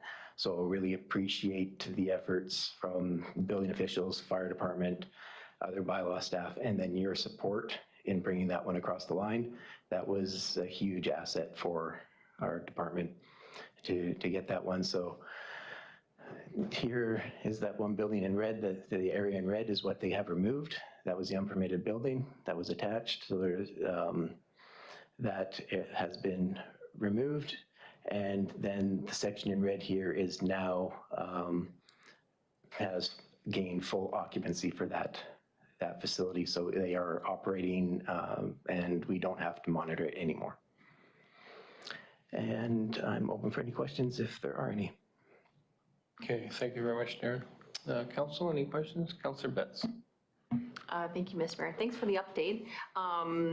Quick question about our the dog patrol contract, animal control contract. I believe, didn't I? I think I read in the paper that Penticton's, the facility where the pound was closed. Does that impact our contractors' ability to do their work or to fulfill their contract? Through the mayor to Councillor Betts, they weren't able to take any more dogs in. So they had, because they were worried about spreading anything, they had one of their staff who hadn't been exposed to the parvo. So then that person was the response, but that response was for ourselves, Penticton, and the RDOS. So we may see lower numbers because there was only one person able to respond to that. Gotcha. So do you feel like they were able to fulfill like their contractual obligations? This might be a question for Kendra, but. Yeah, I would pass that to Kendra. We haven't seen the numbers from that yet either. Okay. I guess for me, I'm just trying to keep a lens on, just an eye on if they're actually keeping up with what our expectations are of them and what we're paying for. So through the mayor to Councillor Betts, the closure is only temporary. It's just until the parvo is, like they go through the whole quarantine process. I don't know if they're still closed or they may be open. So during that time that it's closed, it could have an impact on us. I haven't heard otherwise if it has, but it will be back open eventually if it's not yet. Gotcha. So it was just a short-term closure as compared to, I had forgotten it was kind of an infection as compared to a building issue. Yeah, so through the mayor, Councillor Betts, yeah, it was just due to a parvo. Okay. I think that's what it's called, outbreak. So if it's not open, it will be, but it's only temporary. Okay, thank you. Okay, thank you. Anyone else? Councillor Peak. Thank you very much, Mr. Mayor. Eric, I wanted to find out on our good neighbor bylaw, is there a sort of seasonal response to particular inquiries? Are there some in the spring that always occur and then more likely different ones in the summertime? Or is that apparent at this point? Through the mayor to Councillor Peak, we do have properties that are repeat, say offenders or regularly occurring. So we do have those. The new bylaw officer, Officer Burrell, has suggested a couple of things that he's seen that have worked that we're going to be implementing, which to speak to one right now is when we go on a file, we're going to implement that, you need to bring it up to this standard and you're supposed to keep it to that standard for 12 months. So that will hopefully, it will allow us to do a little bit of follow-up and maintenance instead of relying on the public complaints again in the future. So we're hoping to be able to get ahead of some of them before they get bad again. May I ask a subsequent question? Sure. Thank you very much. How are we doing for non-mobile vehicles or derelict vehicles? Are we having any difficulty with those at this stage? Through the mayor to Councillor Peak, a lot of those are involved with the good neighbor bylaw complaints or those type of complaints. So we do have some properties that have a few too many, but we don't have a significant number of complaints regarding that topic. Anyone else? No? Okay, thank you, Darren. Do we need to receive all these reports? Probably, eh? Maybe just get a motion to receive the last three reports, the RCMP, the fire department, and the bylaw. Councillor Van Elfen, Councillor Barkwell, all in favor? That carries. Just in case. 9.4, the 2026 late grant and aid request, and I'll ask Delaney Parsons, our new manager of finance, to introduce this item. Thank you. Hi, thank you, Mayor, and good afternoon. The district has received a late grant and aid request from the Summerland Junior B Hockey Society in the amount of $11,852. $2,000 of this request relates to waiving fees associated with trailer renovations, which council has already committed to. The remaining $9,852 is to subsidize ice rental costs for practices. Council should note that the 2026 grant and aid budget of $341,000 has been fully allocated Therefore, should council approve any portion of this application, a budget amendment will be required, which identifies a funding source. The council report does provide a variety of funding options for council's consideration. And historically, the district has not provided free ice rentals to users, and it should be noted that council's decision could possibly set a precedent for future grant and aid cycles. Additionally, the requested extension in ice time will limit opportunities for the school programs to use the ice in the mornings. And Ms. Alana Lyle is here today to speak to the grant and aid application prior to council making its final decision. If there are no questions from council, I will ask Ms. Lyle to come forward to present this request. Okay, there might be questions after, so we'll just ask them to present.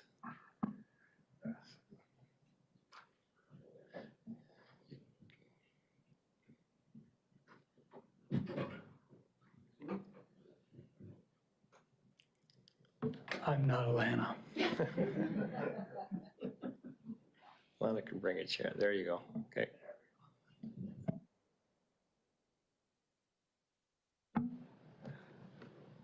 Your Worship and Council, thank you very much. My name is Terry Rolston. I am the board chair for the Summerland Jets junior hockey team, and this is Alana. Hi. We'd like to make a little presentation for you. So before I give the presentation, before I start, I would like to say thank you very much for listening to us and considering this. And thank you very much to Lori and the recreation staff for everything that they have done to help us along the way in this past 9 months. So thank you. Before I start as well, we've got a little video I'd like to show. It's just a minute and a half long, but we'll go for that first. Oh, you got it?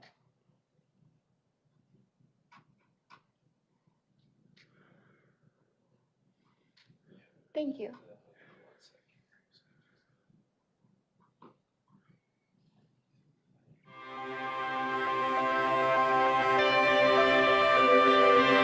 In small towns, hockey is never just a game. It's identity, it's pride, and it's community. Now imagine that entire town coming together to build something from nothing. A brand new Junior A hockey team. To all of you who call the Jets your team, we want to show you every step of our journey. The volunteers giving countless hours, the search for coaches, staff, and leadership, the late nights designing logos and a jersey that a community can wear with pride. The fundraising, league approvals, regulations, and the difficult decisions behind the scenes that nobody ever sees.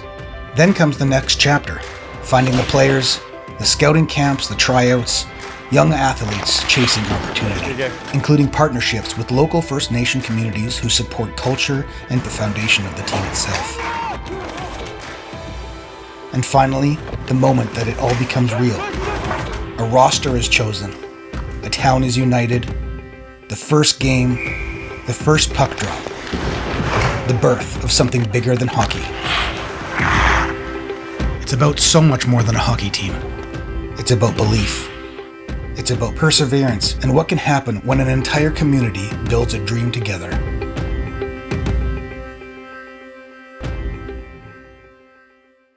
What has changed since the last time I was here 9 months ago?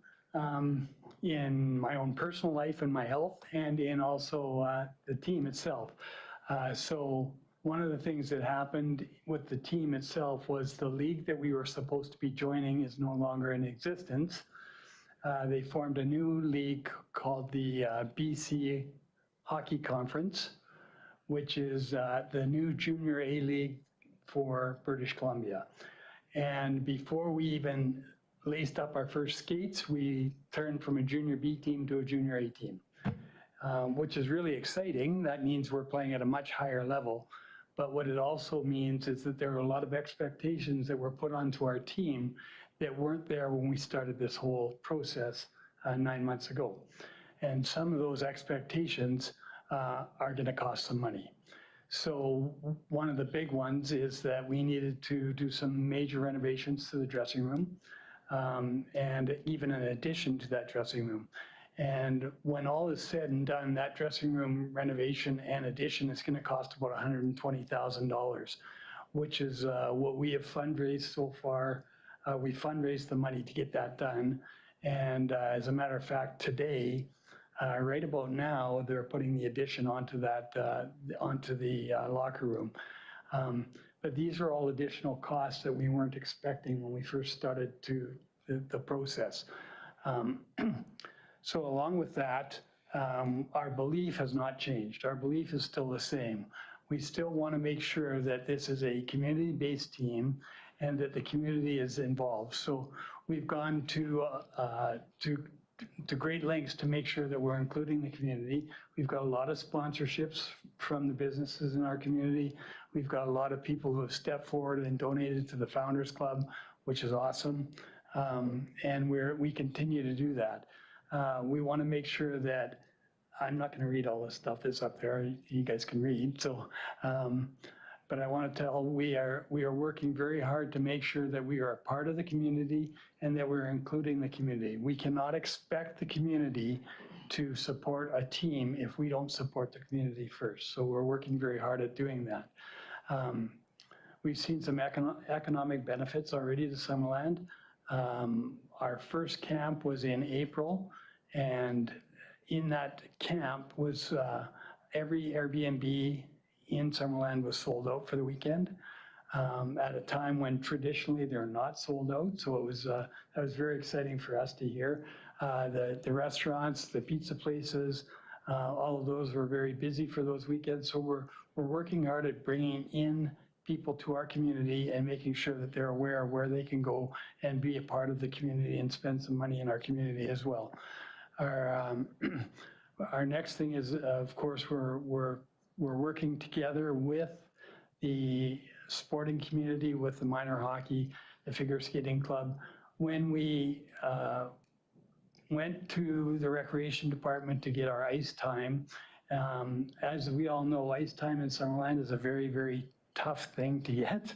And so one of the things that we did is we made a conscious decision not to disrupt any of the other current users of the facility. So we decided to make our practice times in non-traditional times and use some of the ice that wasn't being used by anybody else, and other than the school system when they booked their times. But we didn't take any from the figure skating club. We didn't take any from the old timers clubs. Summerland Minor Hockey was very gracious in giving us time for game time, which of course we have to have at night time. But in terms of practice time, we only went for the morning ice times to make sure that we weren't disrupting any of the other user groups that were there. We also want to give back to the community in the future as we go along here. I've gone through some health challenges, so I want to make sure that some of the other organizations are recognized in our community. So for example, we at every game, we will be having 50-50 draws, but the Summerland Jets will not be taking any of that money. The 50-50 draws will all go back to different user groups. So we'll have different themes for every game. So for example, one of the themes will be a first responders theme. And at the first responders theme, we'll be asking the Recope Society in Summerland to come in, have a booth in the lobby while the game is going on so people can understand what the Recope Society is all about. And then they will get the other half, the winner will get half the prize for the 50-50 and the Recope Society will get the other half of the profits from the 50-50. We will be going out to all the different organizations in Summerland that we can think of and saying, do you want to participate in this and will you come in and be involved? So things like the Eager Lake Society, the Recope Society, minor hockey, of course, minor baseball, all of those will have the opportunity to be part of our 50-50 draws. We'll be able to put up booths in our lobby while we've got the games going on. This, in my opinion, this goes way beyond a hockey game. We're trying to build a better community. That's what we're trying to do all along here. We have already donated some season tickets to the Muscular Dystrophy Society. They did a live auction at their fundraiser a couple weeks ago, and they got $700 for those tickets, which was awesome. We're giving some to the BC Hockey Hall of Fame. The Recope Society has got their 50th anniversary coming up, so we're giving them a season ticket to raffle off. Also the Agar Lake Society as well. So we're trying to give back to the community as much as we can give, and try and encourage them to come and be a part of our games. So we're working very hard to make sure that we're working together with the community. So the big upgrade for the facility dressing room is something that will be a benefit for the city of the district of Summerland. We're putting in the work to do that. We're paying for the upgrades for that. We're going to have better entertainment, better lighting, everything. We've already working together with the recreation department for a better Wi-Fi and all of those things which we need, of course, to televise our games. So we're really working hard at doing that. But as a result of that, of course, that costs money, and we are looking for a little bit of help in terms of paying for our ice time. We are not asking you to give us money. We're asking you if we can have a break on the cost of ice so that we can even equal some of the other not-for-profit or other community-owned teams, such as the Princeton Posse. They are a community-owned team. That's kind of who we've modeled ourselves after for this past year. And they get free ice, actually, all the time. We're not asking for that. We're asking for a break for this year and perhaps next year, just as we get up and running. Once we are up and running, I'm very confident that we will have the funds to keep running successfully and give back to the community as well. So I'm very confident in that. We've already gone to the BCHC as well. The BCHC, the new league that was formed, they understand the position that they put us in by making us a junior A team when we're brand new. So they've actually given us a break as well to ease our expenses for the first couple of years. So they're working with us as well to make sure that that happens. And we're doing everything we can to get corporate sponsors, more Founders Club members, and continuing to raise the money to move forward. So anything else I should add? No, I think that's pretty good. All right, any questions? Or? Okay, thanks, Terry. Yeah. I'll open up to questions from council. Councillor Peak. Thank you, Terry, and thank you very much, Sheree. My question would be, you're looking for help, especially in this beginning year. So the opportunity for us to put money in ice time on your behalf would be something that wouldn't necessarily be a recurring request. Is that part of what you're stating? Yes, that's correct. Yeah, once we are up and running and we've got it, we're established and we've provided a good business to the community, yeah, we're not looking to continue this ask in the future. Perhaps next year. We've got a couple of years to get going, but after that we'll be established and going good. I appreciate that, because when this kind of thing, if council is deciding to do that kind of support, it can bring in a lot of other requests, which makes it really difficult, because we do want to support a community. And a wonderful new opportunity like the Jets is sort of like a primary example of how you can do things in the beginning that can make a difference, but you may not be able to continue that support. Yeah. So thank you for the clarification. Thank you. I guess I'm just trying to get my head around why you're asking for, I guess, reduced fee on ice time or free ice time. I sit here and I think, oh, okay, now everybody's going to ask for that, right? Why wouldn't we give it to minor hockey? Why wouldn't we give it to figure skating? So I guess, why are you asking for that as opposed to, more money for the trailer renovations or for the improvements to the arena? I understand your thinking, because it's not costing us money, it's just, but to us, it's the same thing, whether, we're not taking money in or giving money out. So, I think I would be much more comfortable if you're asking for money to upgrade a district asset as opposed to waiving a fee like that. So I'm just wondering how you came to that. I can answer that. Yeah. Thank you, Doug, or Mayor Doug, sorry. So I became aware of this request for a grant and aid just through Lori from working with her at the rec department. So when she sent me the form, I had requested to the rec department whether or not we would be able to get an additional hour of ice a week for our goalies. Just I felt like because we had moved our schedule around to use the ice that hasn't historically been used, it's just sits empty. I was hoping that we could just have a half an hour on Tuesday, Thursdays for our goalies to practice for free. And she told me about the grant request, and then once she sent it to me, I thought, oh, that's awesome. We can fill it out in full. I would suggest we're not saying that the other asks aren't coming, but this is the one that I became aware of for this year. Does that answer it? Sure. Yeah.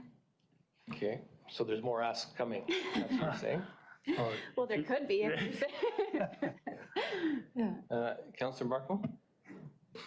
Every time I hear your story and the updates, it just gets more and more amazing to me. And I'm particularly happy, I guess, to hear the larger contribution you're making to our facility, the district-owned facility, which hopefully other groups might use on occasion, like the Reds when they do the Reds tournament and such, which is a huge benefit to the community on its own. The community mindedness of the organization is great. I'm not bothered, it's like not more than great, like just like everything you can think of. I'm not bothered at all at the indirectness of the request, the contribution you're making, say with the upgrade of the dressing rooms and stuff, and what we're contributing as in waiving fees on ice time. Matter of fact, we might be waiving fees on ice that wouldn't get used anyway, so our out of pocket, you might say, could be less than the full amount. There's the half hour that you talked about earlier, and where you started with this. So I have to speak in full support of the full amount and coming from surplus. Thank you, Councillor Betts. Thanks for the opportunity, Mr. Mayor. I've just been trying to reflect upon like the different moving parts about how we don't want to have one request perceived as, precedent setting in our community for complicating factors. But then when I try and zoom out and look at what this opportunity is lending to our community, it's different than if you have, let's just say like a new sport. So say we have whatever group synchronized ice skating club come in. That's going to be a new Olympic sport at the next Olympics, just for your information. So say they want to come in and get a new club going. Okay, fine. It's about coming and proving to council and to your peers that what you're bringing to the community is more than benefiting just the members using that amenity.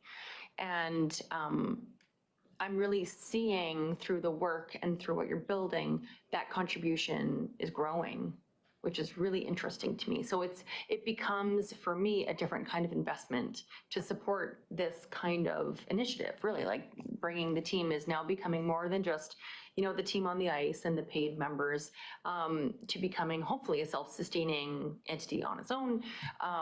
But it's different than a continual operational support over many years, which would be more difficult for council to just hold on to. So so for me, in asking these questions and trying to think about how would the recreation department then feel when other groups come forward with other ideas, well, how does that impact? Well, they would have to show up with a pretty strong proposal, I would think, to even try and walk in the door with a grant and aid request for reduced fees. But if they were going to show up with this kind of benefit to our community, I think I would be similarly inspired to invest in return, because I think we're going to see investment back in our community, beyond just the players on the ice. And so for me, that makes it really interesting, and I think I can support it. Anybody else? Thank you. Thank you. Anyone else? Councillor Patton? Thank you, Your Worship. In your revenue statements here, I would assume that the players don't play for free, that there is a fee for a player, which I'm just guessing here, probably $7,000, $8,000 a player per season. So how is that taken up in your revenues that you're showing us on your for your cost of startups? So yes, you're correct. It's an $8,000 fee to play on the team. Now there are expenses outside of the dressing room and all of those that we have to cover as well. So we have the coaching staff, the training staff, just the day-to-day operations of the team. There's only 3 paid people so far, I think, and there will only be 3 paid people: the head coach, one of the assistant coaches, the other assistant coach is volunteering his time, the trainer is volunteering his time, which is great, and then we have one business operation person as well who is paid. But having said that, the costs of our biggest cost, probably outside of coaching, is travel.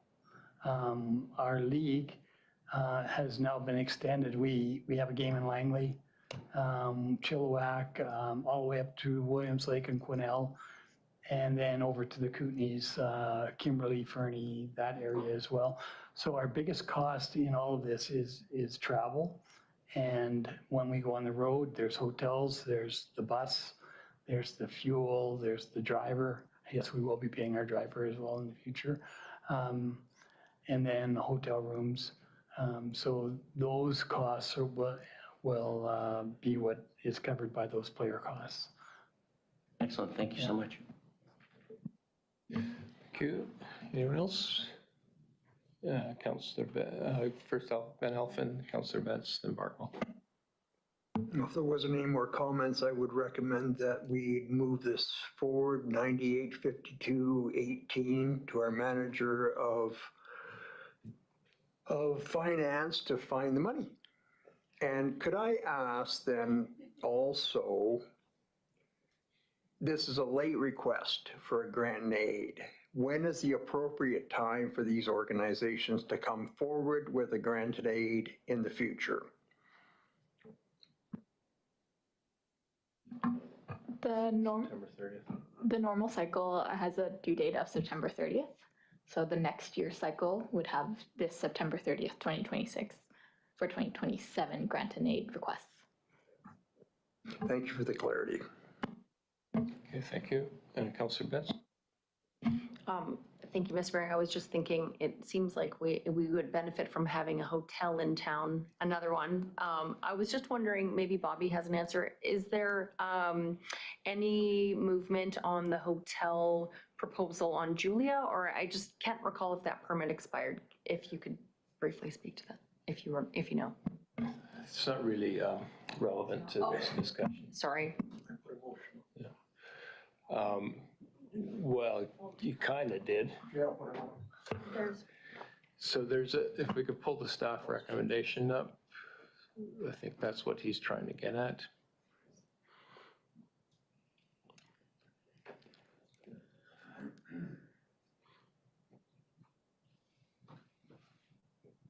Yeah. Do you have it, Greg? It's in the agenda on the, yeah, there it is.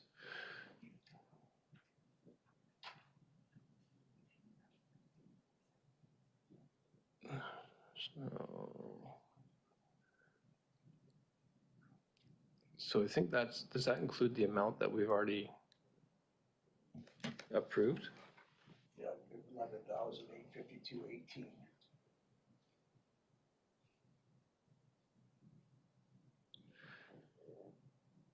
And from accumulated surplus. Seconder, Councillor Barkwell. Okay. Any further discussion on the motion that's on the table? Councillor Barkwell?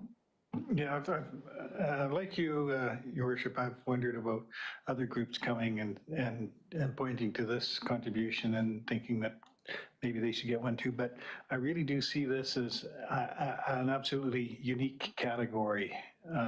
The contributions that they make to the overall community, the community involvement. A good example will be the use of the, where the 50-50 funds are going. I don't want to guess how much that'll be, but I think it would be a really significant contribution back into the community. And other groups who might think that they should, that there's some sort of similarity, don't have that kind of thing. So just sort of another reason I would support the motion. Yeah, I think we all want to get to the same place. I just think it's, we're getting there in a roundabout way, whereas I think we should be a more direct route. And that's but it's neither here nor there. Anyway, any further discussion? Councillor Peak? While I support the initiative and the opportunity to have a junior A hockey team, I have concerns about the full $11,852. I might better be able to support the goalie amount at this stage in the game. I am concerned with future costs and where we go with our grant and aid in general. So there are groups like the Rotary that do 50-50, as Terry is mentioning, they're going to do with the 50-50 for the Jets as well. So I do have some concerns in putting this full amount out. Just a technical question. So this 11,800 already includes the 2,000 that we approved previously. So we're voting on that 2,000 twice, and the way it reads, then this is an addition to what we've already provided. So shouldn't the number be 9,852? So through the mayor, in reviewing the resolution of council that was coming out of closed, the resolution stated that the $2,000 be supported. However, there was never any funding source associated with that $2,000. So due to that, staff, we didn't know where to take that money from. So that's why you see it as part of the, in addition to the 9,000. Okay, thank you. Councillor Betts? Thank you, Mr. Mayor. For me, I think just one of the thoughts I'd like to put out there is that over the past couple of years, we've received a lot of information and data about how our community is aging. And one of the things council has considered is how to encourage families and business to be in Summerland to contribute to its success in the long term as our community is aging. And I really think that it's initiatives like this that put the focus on youth, on physical and mental well-being, and then community-oriented that is funneling money back into the community, that it's different. And I've had to really think about this one because our funds are getting tighter and tighter. But for me, that's a main draw. That's one of the reasons that I'll support this motion. Thank you. Okay, if no further discussion, I'll call the question. All in favor? And any opposed?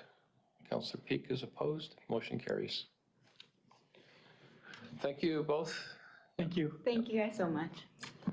Moving on to 9.5, capital projects update, and I'll ask CAO Stat to introduce this. Thank you, Your Worship. Happy to introduce this. As council knows, we have been providing major capital updates, some of our big projects until recently where we concluded those projects. These are now projects on the road side that we're wrapping up. And we wanted to provide a tally on how that's going for council. And I'll give you a spoiler alert, that's all going extremely well.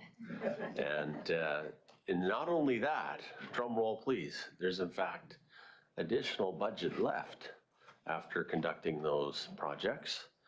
And so we'll come to that later, but there might be some options if council wants to use some of those dollars to continue to do some more priorities, or we can put the surplus back into the reserve. But we can certainly talk about that a little bit later. With that, I will turn it over to our Deputy Chief Administrative Officer, Joe Mitchell, to walk us through where we're at. Thank you, CO Stat, through the Mayor. So quick update on the 3 major paving projects for the year. Harris Road was the first one paved on July 8th and 9th. Project went fairly smooth. As probably anybody who's driven down that road, it's probably doubled in width of what asphalt was there before. Now it's fully paved and shouldered on both sides. So the only thing missing from that project is a little bit of line paint that'll happen in mid-August. The second project was the Prairie Valley Road paving project. So this was the largest of the 3, and this is the one that council will recall maybe 2 or 3 meetings ago, I came back and said there's a chance we'll need additional budget for due to unforeseen what might be under the asphalt. And so the good news is we only had a few spots that were in need of full removal and replacement of gravels. So that is a big cost savings for us. That project is also complete. I think it's either today or tomorrow, the final shouldering will be done on that one. And then all that'll remain for that project is the yellow line down the middle. That'll happen probably in mid-August as well. And the final project was the Switchback Road paving project. So this is the upper half of Switchback Road, basically where the majority of the residents were. So that project was completed last week with shouldering to be completed tomorrow. So that'll complete that project for the most part. I don't believe there's a line on that project. There will be some curbing on likely 2 of the 3 projects that'll happen likely in the fall, very minor curbing, but we just want to see just how the roads deal with the storm initially to figure out the best spot to put those curbs in. So that will be done, but just at a later date at very minor cost. It'll just be a minor project that we'll take care of likely in September or October. So that completes all 3 of those projects. We're just tabulating the final numbers. There was some gravel that we used from that we bought from Cantex that hasn't been accounted for yet. But we're about $75,000 to $100,000 under the full budget that council allotted to us. Again, we came for extra budget just in case there was an unforeseen, so we didn't have to come back to council. So now that we're done, that money can go back into wherever Dave funded that from, or if council wishes to have some additional paving, I have some ideas that council's brought up in the past that we could talk about. If council wishes to go down that road, I can discuss those now, or just looking for council's wishes there. Okay, thank you. Council, lots of wishes, I'm sure. Councillor Barkwell. Lots of wishes. Well, I was just thinking more broadly that that the money's in this year's budget. We'll be doing paving next year too. So this year, next year, whatever, the road's still going to be the same. So let's maybe talk about doing what we can this year. That would be my hope. Okay, Councillor P. Well, the weather's really good. I think we should get more paving done. Make hay while the sun shines. Councillor Betts. Thank you. You know, I'm actually of a different opinion just because we, you know, when we laid out the budget for the year initially, you know, we spent a lot of time talking about our paving and being strategic about what we were going to do. For me, I'd rather put that extra money and put it into some of our arts programming or such like that. I know they don't go in the same, they don't go to the same pot. However, for me, I'm comfortable with the spend that we've committed to for this year and to continue with our projects next year. Councillor Trainer. Joe, do you have a list of your ideas that we could use that money for? Through the mayor, yeah, I've got a couple that council's brought up in the past, just some ideas that we might be able to take a look at.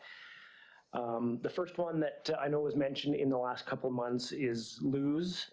That's just south of Hillborn, prior to Fisk Street. So that's on the way down to Dirty Laundry for those that have gone down to Dirty Laundry in the past. The first about 160 meters is extremely yeah, it's in very rough shape. So that would be an overlay project similar to Harris or Switchback Road that we've done there. So that's an option. That one would come in around $60,000 is our estimate at this point to get that project completed. A second one that's come up a few times is both Hespler and Front Bench Road. There's sections of those roads that are in very rough shape that we go back and patch multiple times. And council's brought these up several times, but we have identified these as projects that in 2 years' time, if we stick with the capital plan as it is right now, we'll be doing water main replacements on those roads. So just bring it forward as an option. It would be, we would place the asphalt and then it would have to be milled up in 2 years' time or 3 years, whenever the water main projects happen. But we're not looking at the option of like a full overlay. What we're looking at is more of a level course. So this is a basic asphalt that we put down, usually underneath the true pave that we do. It's a decent looking product. It doesn't look exactly like a final paved road. And it should be pretty good for about 5 years. It's not a permanent solution. So again, this is one that the water mains the water mains are from the 30s, so they do have to be replaced fairly soon.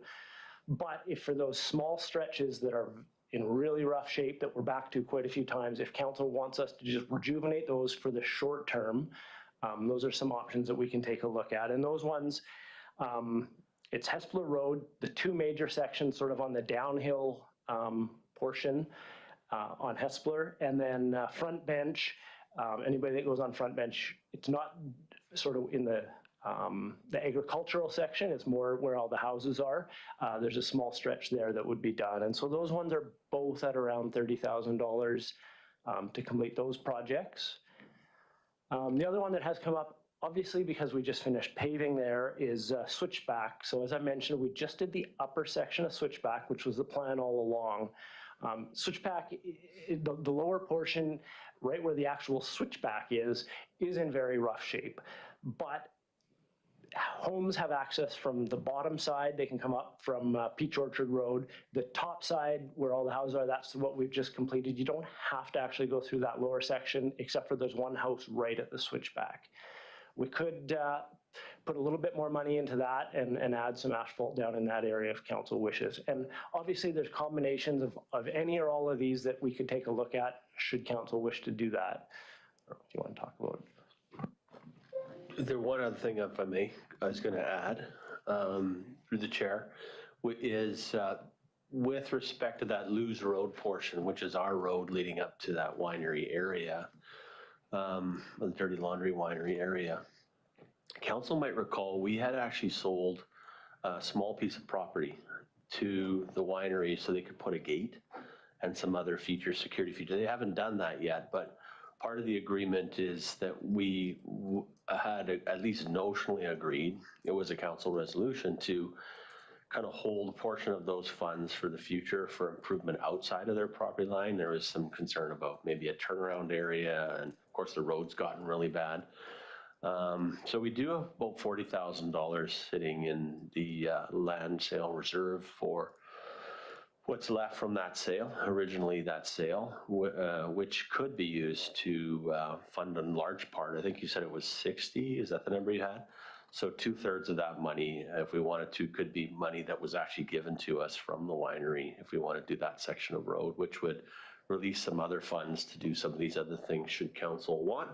And of course, these are all budgeted dollars. They're already in the budget. We're not asking to go over budget, and it does line with council's first mentioned priority, which is pave more roads. So I think that's been published since 2022. I think you can feel comfortable doing this if you want to do it. How much it would Switchback, doing the rest of the Switchback be? Do we know? So the Switchback's one of the ones that we could sort of do from a small area where it's really bad to a much larger area. There's quite a bit that still hasn't been done. So I don't have an actual number for that. But we could spend, if council had a number that they wanted, completed for that stretch, we could sort of pave up to that limit if council wished. The reason I asked that is actually Don Gemmel, who many of you know, he's an avid cyclist. was very excited when he saw that switchback was being paved, and he told me that we're going to have so many cyclists coming along the lakeshore up Peach Orchard to do switchback, because it'd be a really, I would never do it myself. but these hardcore cyclists would love that road and be able to access Garnet Valley through that way as well, right? And it's Garnet Valley already popular with cyclists. So I kind of burst his bubble a little bit when I said, that's just the top of switchback that's being done. So he was kind of disappointed that wasn't all being done. But you know, so there's, even though people don't live down there, there is this potential of you know, for cycling opportunities. So I can see why we might want to do that. Councillor Peak. Thank you very much, Mr. Mayor. I'd like to put the funds that that the CAO has mentioned in terms of the funds accrued to buy that piece of property and put it towards Fisk and Luge on that road piece. And with the discussion around switchback, I think tourism opportunities are a good thing to reinforce. So those would be two that I would endorse. Thank you. Councillor Patton. Thank you, Worship. So that piece you're talking about by Hespler, that's on Walters Road there along the front bench where there was the sewer was done at one point, and they extended the road there, but now it's just all crumbling. Is that the part you're talking about? It's the section just north of Eden. So Eden is the one that comes steeply down the hill, and then it's sort of a bench along there. Yeah. Okay, yeah, and then it does that really hairpin turn onto Walters Road then. And yeah, that is a bad piece of road. Correct. It wouldn't go down it would just be the single sort of bench along there that we've looked at where the asphalt, or the lack of asphalt is. Yeah. Yes, thank you. Councillor Park. I guess I can't say from personal knowledge just how bad it is along News and to the dirty laundry, but it sounds reasonable to use the money that we got from the sale of the roadway to improve and put in a turnaround there, a cul-de-sac, I guess I should say. And the money that we did get is going to get us less every year that we wait with inflation. So I guess that's the only, my first priority, and the only one I can speak to, you know, with you know, conviction. And the, you know, there is the sort of the interplay of repaving the road, but there's pipes that are scheduled to be replaced. But I don't see why that can't be delayed. They're not even 100 years old yet. So, but no, seriously, they, I haven't heard, you know, staff complaining that there's a whole lot of leaks, or else you wouldn't have brought it up. I think that if they are, you know, causing breaking regularly, then it would be a little bit pointless. But if Director of Public Works can assure us that that isn't going to be a problem, then I don't see why we can't delay that until the road's falling apart a little bit more, which won't be too many years. Okay, Councillor Patton. Thank you, Your Worship. Yeah, I don't have a problem with the dirty laundry one, but what I would like to see is Mr. Campbell fulfill his obligation in regards to the gates and everything else. You know, at the same time, if we're going to do any upgrades there, and I realize we can use that, you know, the monies that we're holding in the road reserve, but I really would like to see his side of the obligation fulfilled at the same time, that we don't go in there and do all our works on that road and his obligations not being completed at that point. That would be my only concern in regards to that. Fair enough. Anyone else? So you need some direction, Councillor Barkwell? I agree with Councillor Patton. I don't think we'll have much difficulty getting that commitment from Dirty Laundry. I just don't know how we put that all into a resolution. Well, let's decide what we want to do, and then we can ask corporate officer to help us with draft the resolution, maybe. So it seems like the Fisk, or whatever that street's called, is there's a general consensus that we do that. So and what about others? Sorry, maybe we'll just jump to the CEO first and then over here. And just in clarity on that one, I think Joe had said that $60,000 to do the worst of that road portion. So we're thinking 40 of that 60 would be this money they had given us. It'd be a remaining 20 coming from this surplus. And that's the road portion, not the turnaround anywhere. It'd just be to improve that road. Yeah. Right. Okay. So we're all clear on that? Okay. Okay. Councillor Chair? I was just going to put a motion on the table. Okay. Because we have about 100,000. Is that correct? Left over? We're just telling the final numbers. It'll be somewhere between $75,000 and $100,000 once everything settles. So if we were to rank them then, so dirty laundry, that area would be one at about 20,000. And then front bench, I think that, and Hespeler was the two, the next two, I think. I think you would group those two together as number two. I don't know what the total would be for those two. And then the last one was switchback. So maybe in that order is what I would make the motion. I would be inclined to have switchback first, just because, as Councillor Spark will say, if we have to do Hespeler and front bench anyways in the next couple of years because of the water main. But I thought what he was saying is let's do them, because you were saying let's do those two, and because there's no problems with the water mains yet. I mean, they need to be done, but if they're well traveled, because there's a lot of people that live around them, we might as well patch them. And if we can get another five years out of them. Well, let's hear what Councillor Bark will clarify. I thought he was being ironic. Well, I was speaking only to the Lewis Avenue, where I understood that the water mains were scheduled for replacement. I didn't think we heard anything about Hespeler being replaced, did we? Through the mayor. So just to be clear, Lewis doesn't have a water main under it. It's on the corner side of the road. That's a permanent overlay project. So that one we're not digging up anytime in the near future. And it's about the first 160 meters south of Hillborn. So when you turn off Hillborn, when you drive it, you'll see it's really bad and then it gets a bit better. It's the really bad stretch. So that's a permanent overlay, similar to what we did on Switchback and Harris. The other two, the front bench and Hespeler, are slated for design of the water main next year in 2027, construction in 2028. And that's what we've been telling the residents because we get that question, and I'm sure council gets that question quite frequently about more of the roads, not the water main.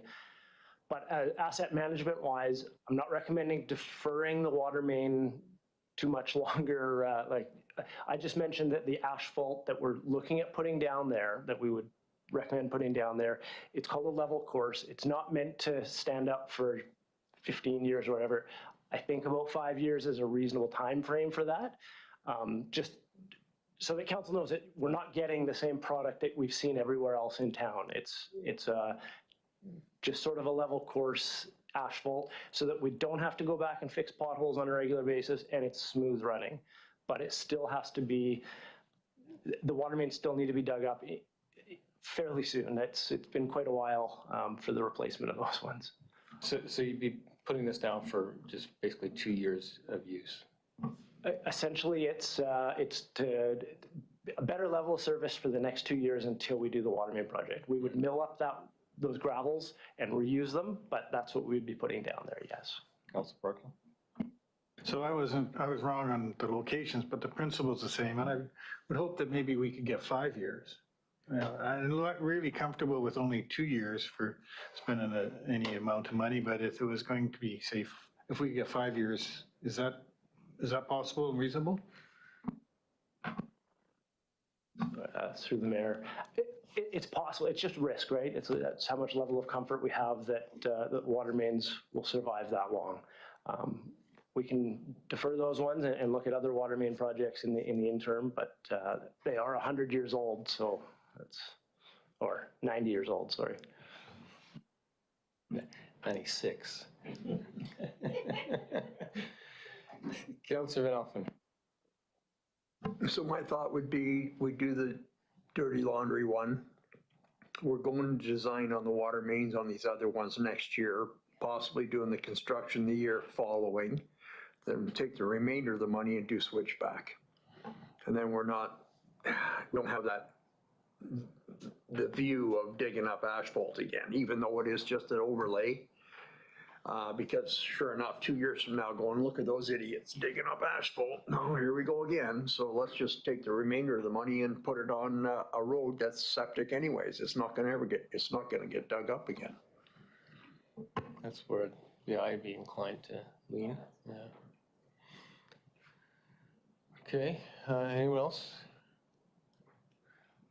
Okay, so corporate officer, do you got all that more or less?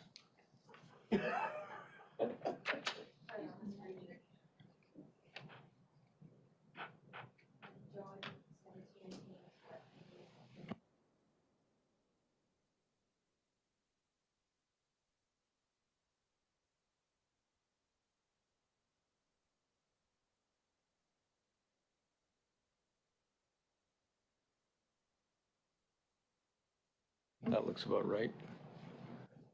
Councillor Chair? I guess my only concern, first of all, I totally am not one to pave a road and then rip it up again. I don't think that that's worth it at all. But we do get a lot of complaints about Hespeler and Front Bench. I'm just wondering, and because a lot of people live in that area, is there any, like, is it really, really bad in terms of like vehicle damage or anything like that? That's the only reason that I was thinking maybe we should do that, you know, cheaper form, for lack of a better term, for that temporary patching.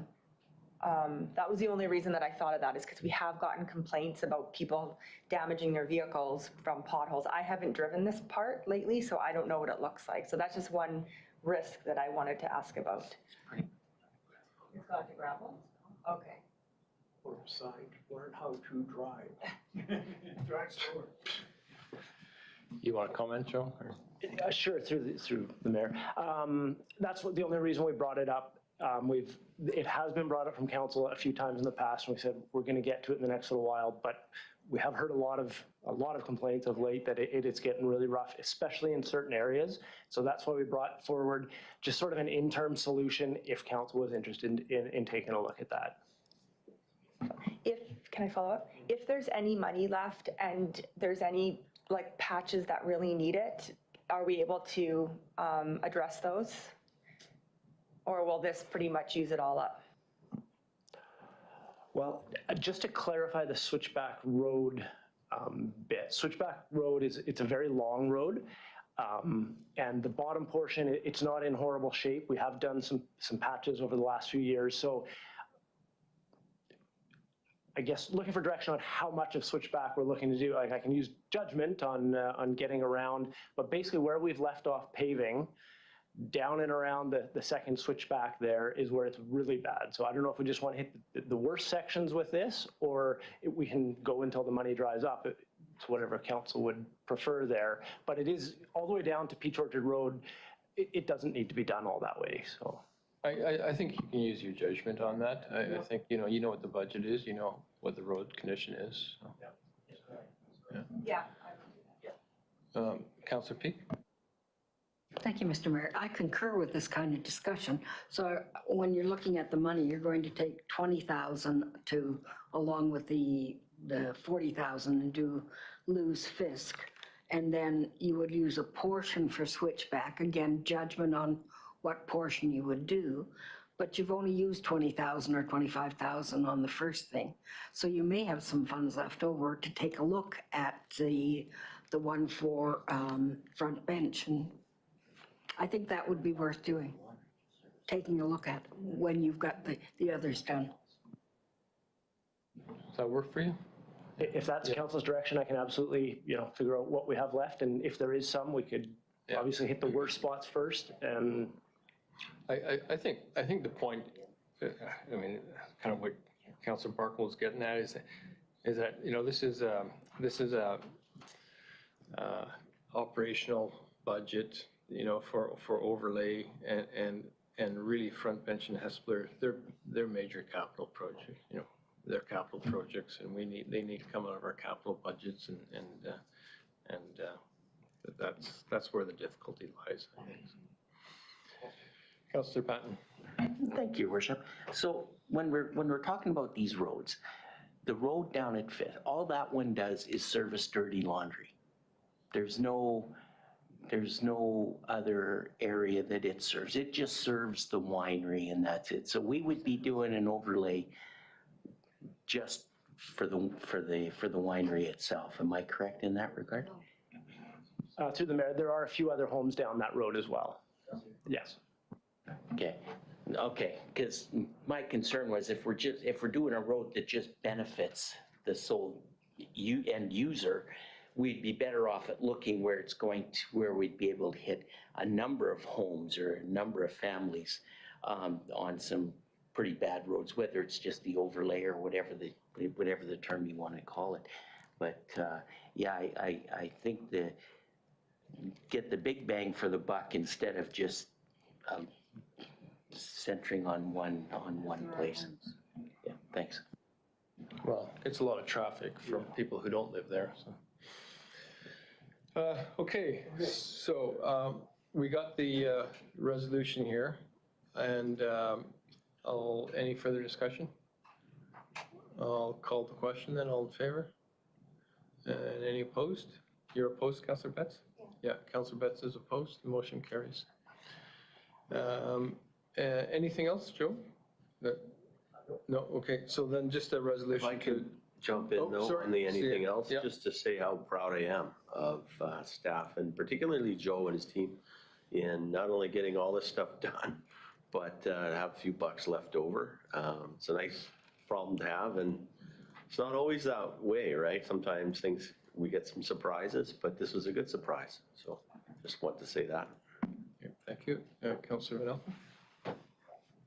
Thank you. If I may, through to Joe, I think I might have mentioned it to our CAO, but I was in Tim Hortons, and the local crowd was telling me that on Prairie Valley, if we only knew what we were doing, we don't know what we are doing.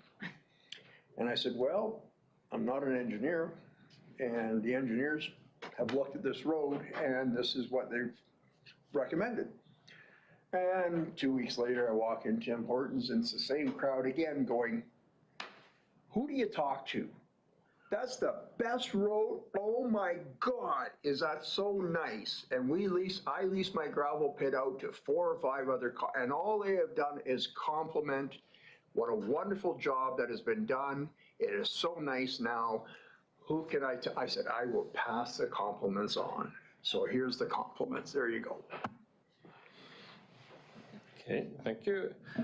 So we just need a motion to receive the capital projects update. Councillor Van Elfen, Councillor Betts, all in favor? And that carries. Moving on to 9.6, the monthly development service report, and manager of development services, please.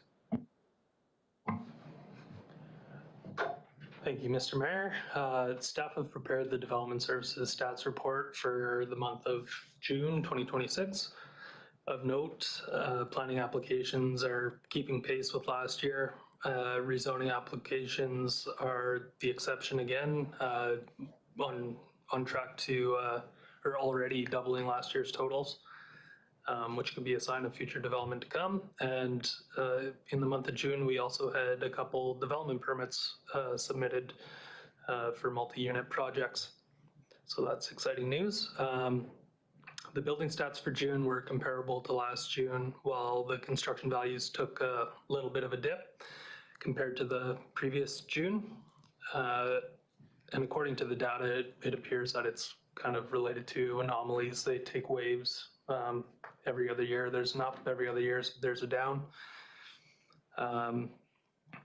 Our more noticeable building projects in town that are underway include the Parkdale complex at Dixon Avenue and the Turning Points apartments on Henry across the road here, which are both completed framing, nearing completion of the windows and doors, rough and plumbing, roofing, sprinkler systems, and electrical and fire stopping is underway as well. The food hub is nearing completion of the steel frame, and once the steel frame is complete, tenant improvements will follow. And actually, as of currently, we've received an application for the tenant improvements, so that's also exciting. And in June, we also saw the adoption of our new OCP and got third reading on the DCC bylaw, which we're now all aware that approval is granted by the Inspector of Municipalities and is being considered for adoption today. Our senior planner, Brandon Georgievich, is spending a good amount of time spent a lot of time in June preparing the submission for LGCAP for the 2025 reporting period, which has now also been submitted. And Development Services is also currently working with the province to help shape the new building permit hub. As I'm told, we're one of 7 municipalities assisting with the development of the app, so that's exciting as well. Finally, the district was successful in obtaining an LGDAP grant, which can be spent to go towards development application process reviews and a zoning bylaw review in an effort to streamline development applications in Summerland. I can take any questions that you may have. Okay, thank you. Council, any questions? Councillor Betts. Thank you, Mr. Mayor. Thanks for the presentation. Quick question about the LGDAP grant going towards the development application process reviews and zoning bylaw review, but is there any chance that just moving into the provincial permit approval system and kind of streamlining that process will kind of, how do I put it, already be improving our processes just by moving to a different system? Like, is this a redundancy now that we're actually transitioning to that system? Yeah, through the mayor, to Councillor Betts. I think it's a good step forward in the right direction, going to the building permit hub for sure. But some of our bylaws, our zoning bylaw and our development approvals procedures bylaw, those types of things, I'm sure there's modern ways to go about things that we haven't considered, and we're also eager to explore those and help development in the community as much as we can. Okay, I'm interested to see how it comes together. Councillor Barb. Yeah, do we know how the old police station site is coming along? Yeah, through the mayor to Councillor Barkwell, we have a, was it an amended TP or an extended? Anyways, there was an amended development permit to address some discrepancies, very minor in nature. So anyways, they've got that now. And we're just awaiting a building permit submission. Okay, anyone else? For information, seconder, Councillor Peak, all in favor? That carries. Moving on to bylaws for adoption, DCC bylaw. Someone want to bring that forward for adoption? Councillor Peak. Second, Councillor Betts. I'll call the question. All in favor? None opposed. That carries. Any notices of motion? Councillor Patton. Thank you, Worship. I sent an email to yourself and my colleagues. I met with some people down at the Peach Orchard Dog Park and last week. And one of the questions that was raised, and I said that I would bring it forward as a notice of motion, is if we could construct inside the existing dog park a section with temporary fencing for small dogs. And it may help us with bylaw enforcement in regards, because I was told that some people will not take their small dogs into the dog park. because the large dogs are a little bit anxious. But anyway, I thought that I would bring it forward, and if we could discuss, maybe we have to wait until a new council. But I thought I'd bring it forward to see if there was any interest in us putting in the existing dog park, some temporary fencing for small dogs only. Thanks. So are you bringing this forward as a notice for us to discuss next time, or you want us to waive it so you discuss it now? If we could, can we waive it to discuss today? Okay, we'll need a motion to waive the notice period. You want to bring that forward as the notice to waive? If I may, to waive the notice period. Second, Councillor Peak, and then all in favor? Any opposed? Councillor Betts is opposed. That carries. And then what's the resolution that you wish to put forward? That we install some temporary fencing that we already have from the existing dog park, when it was a temporary dog park, for the use for small dogs on a trial basis. We don't want staff to look into that? We can. I know that, sorry, yeah, Your Worship, I know that the people that approached me that I met down there have already been in discussions with Lori Mullins in regards to this. Okay, do I have a second? You seconding? No. Question first? Okay, except we have a motion that's on the floor, so we need a second. Okay, Councillor Valfen, second. Go ahead, Councillor Valfen. We have this temporary fencing in stock? We do. Okay, thank you. If I may, yes, when we did the temporary dog park originally, we bought it instead of renting it. Say, could you just confirm that we still have it? Thank you. And through the chair, Councillor Patton's recollection is correct. It was council's decision to purchase that fence, and now we have that at our, I don't know if it's currently being used anywhere. These are one of the questions, but we do own temporary fences. Right. Okay, Councillor Chen. Councillor Patton, how much space are you proposing to take? Because I'm just concerned that if we, box off some for smaller dogs, that we're then going to get complaints from people with bigger dogs that say they don't have as much room to run their dogs anymore. So, and I don't want to get in the middle of that right now. So. I totally agree with you. I think probably this isn't the best time to bring this up. But in discussions with the folks down at the dog park, it would have been on the east side of the existing dog park. They would bring their dogs into the dog park and then into so it'd be on on the southeast corner. There's a couple weeping willows there, so just a width down there. Southeast, okay. I guess the thing that bothers me is when you think back of how much consultation and everything we did to put get that initial dog park in there, and we're not doing any consultation to try this. I don't know what the Dog Owners Association would have to say about it, but I'm sure they'd have something to say about it. And that we haven't got any of that feedback, and we're just going to do something without really going out to get a further response. So that's kind of where I think it's a bit knee-jerk. So, Councillor Barkwell? Yeah, consultation can be endless, as it was for the dog park. And so I think actually this is a good idea. It's temporary. Some smart person brought that idea back from Victoria. Won't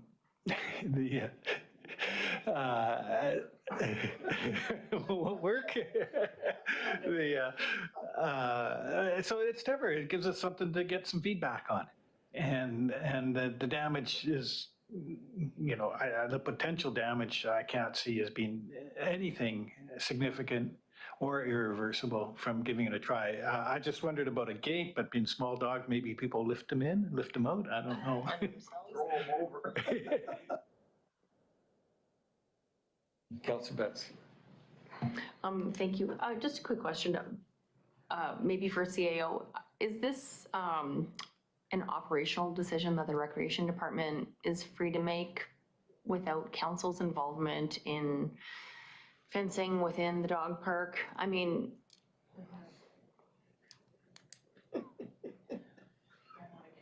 it just doesn't seem like, I'm not sure if it's a governance issue.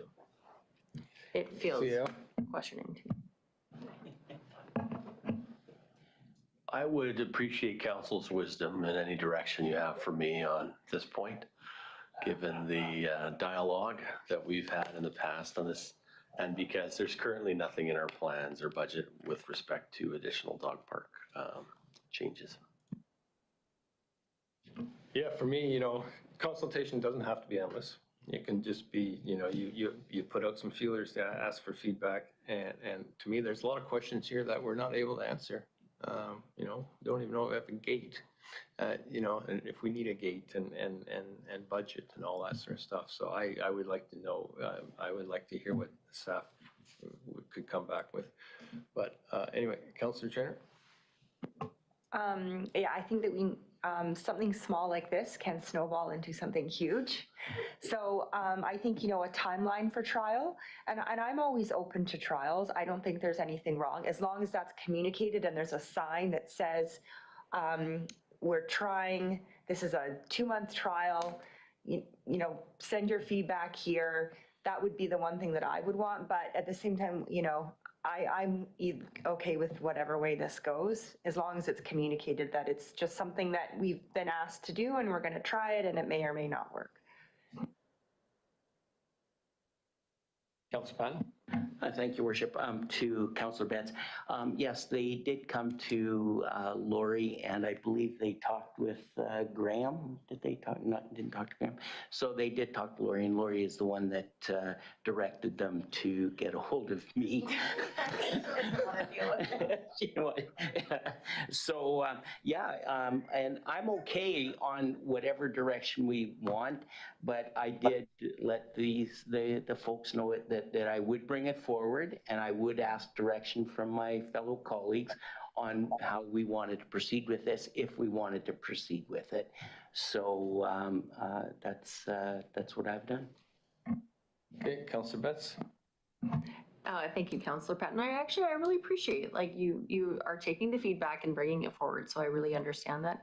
I just remember when we went through our last rounds of discussions that with the Summerland Dog Owners Association, and when we worked through our plan, we committed a certain amount of money and we made a certain commitment on what we were willing to contribute to the dog park as an amenity. And I mean, there's nothing wrong with growing and changing. I understand that. But, it was, I even feel like this was brought up before, but to just say we can just throw some fencing in is not the case, because you need a gate. You're going to need a gate in there. You're going to need signage. We just said we need to communicate, have a feedback. So all of a sudden we're not talking about a no-cost budget item. So for me, that's just, I'm not sure I'm willing to jump into that right now as compared to put it into an operational budget item for the rec department moving forward for next year. Councillor Peak? I will concur with that discussion that Councillor Betts just brought forward. I actually think it's a really neat idea, and I think there may be an opportunity to do it, but I don't think we need to do it right now. I think that when you're looking at the fact that you're going to put staff time and wages into it, and whether you have a gate or not, yes, you're using fencing that you had from before. I just think perhaps it's a little premature. Councillor Barkman? When the council starts discussions on next year's budget and whether they should do something like this, a small dog corner in the dog park down there, well, what information will we have to make that budget decision on next fall or November when the discussions come up? If we do this now, we will have some information and some feedback in order to make that the budget decision. It's within an operational type of budget amounts. So I think it's something we should, this is our consultation. This will be how we get the necessary information to make a decision. Maybe the feedback would be, we should expand the dog park and put it on the outside, who knows? But let's make this a start.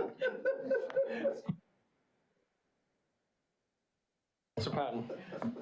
Thank you, Worship. Thank you, Councillor Barkwell.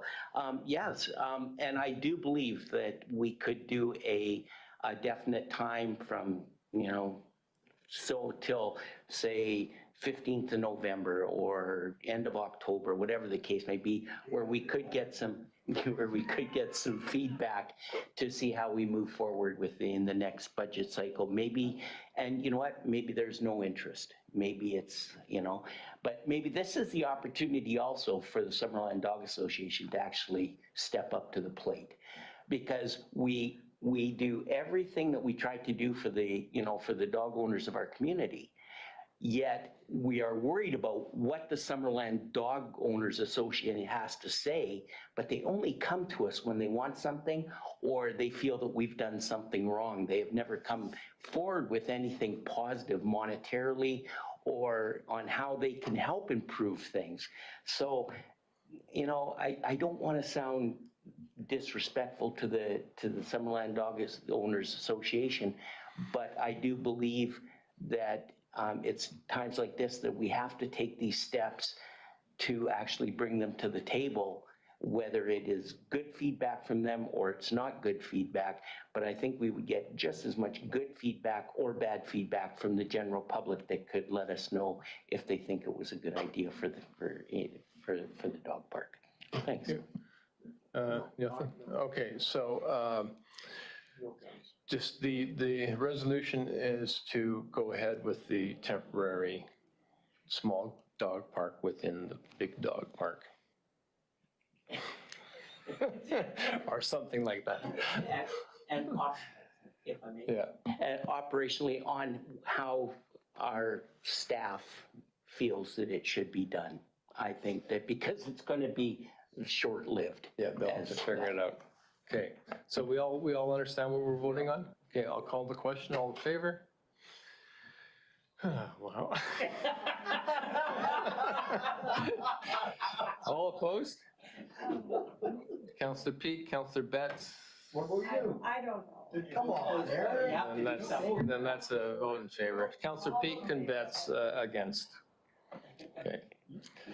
Motion carries. Any other notices of motion?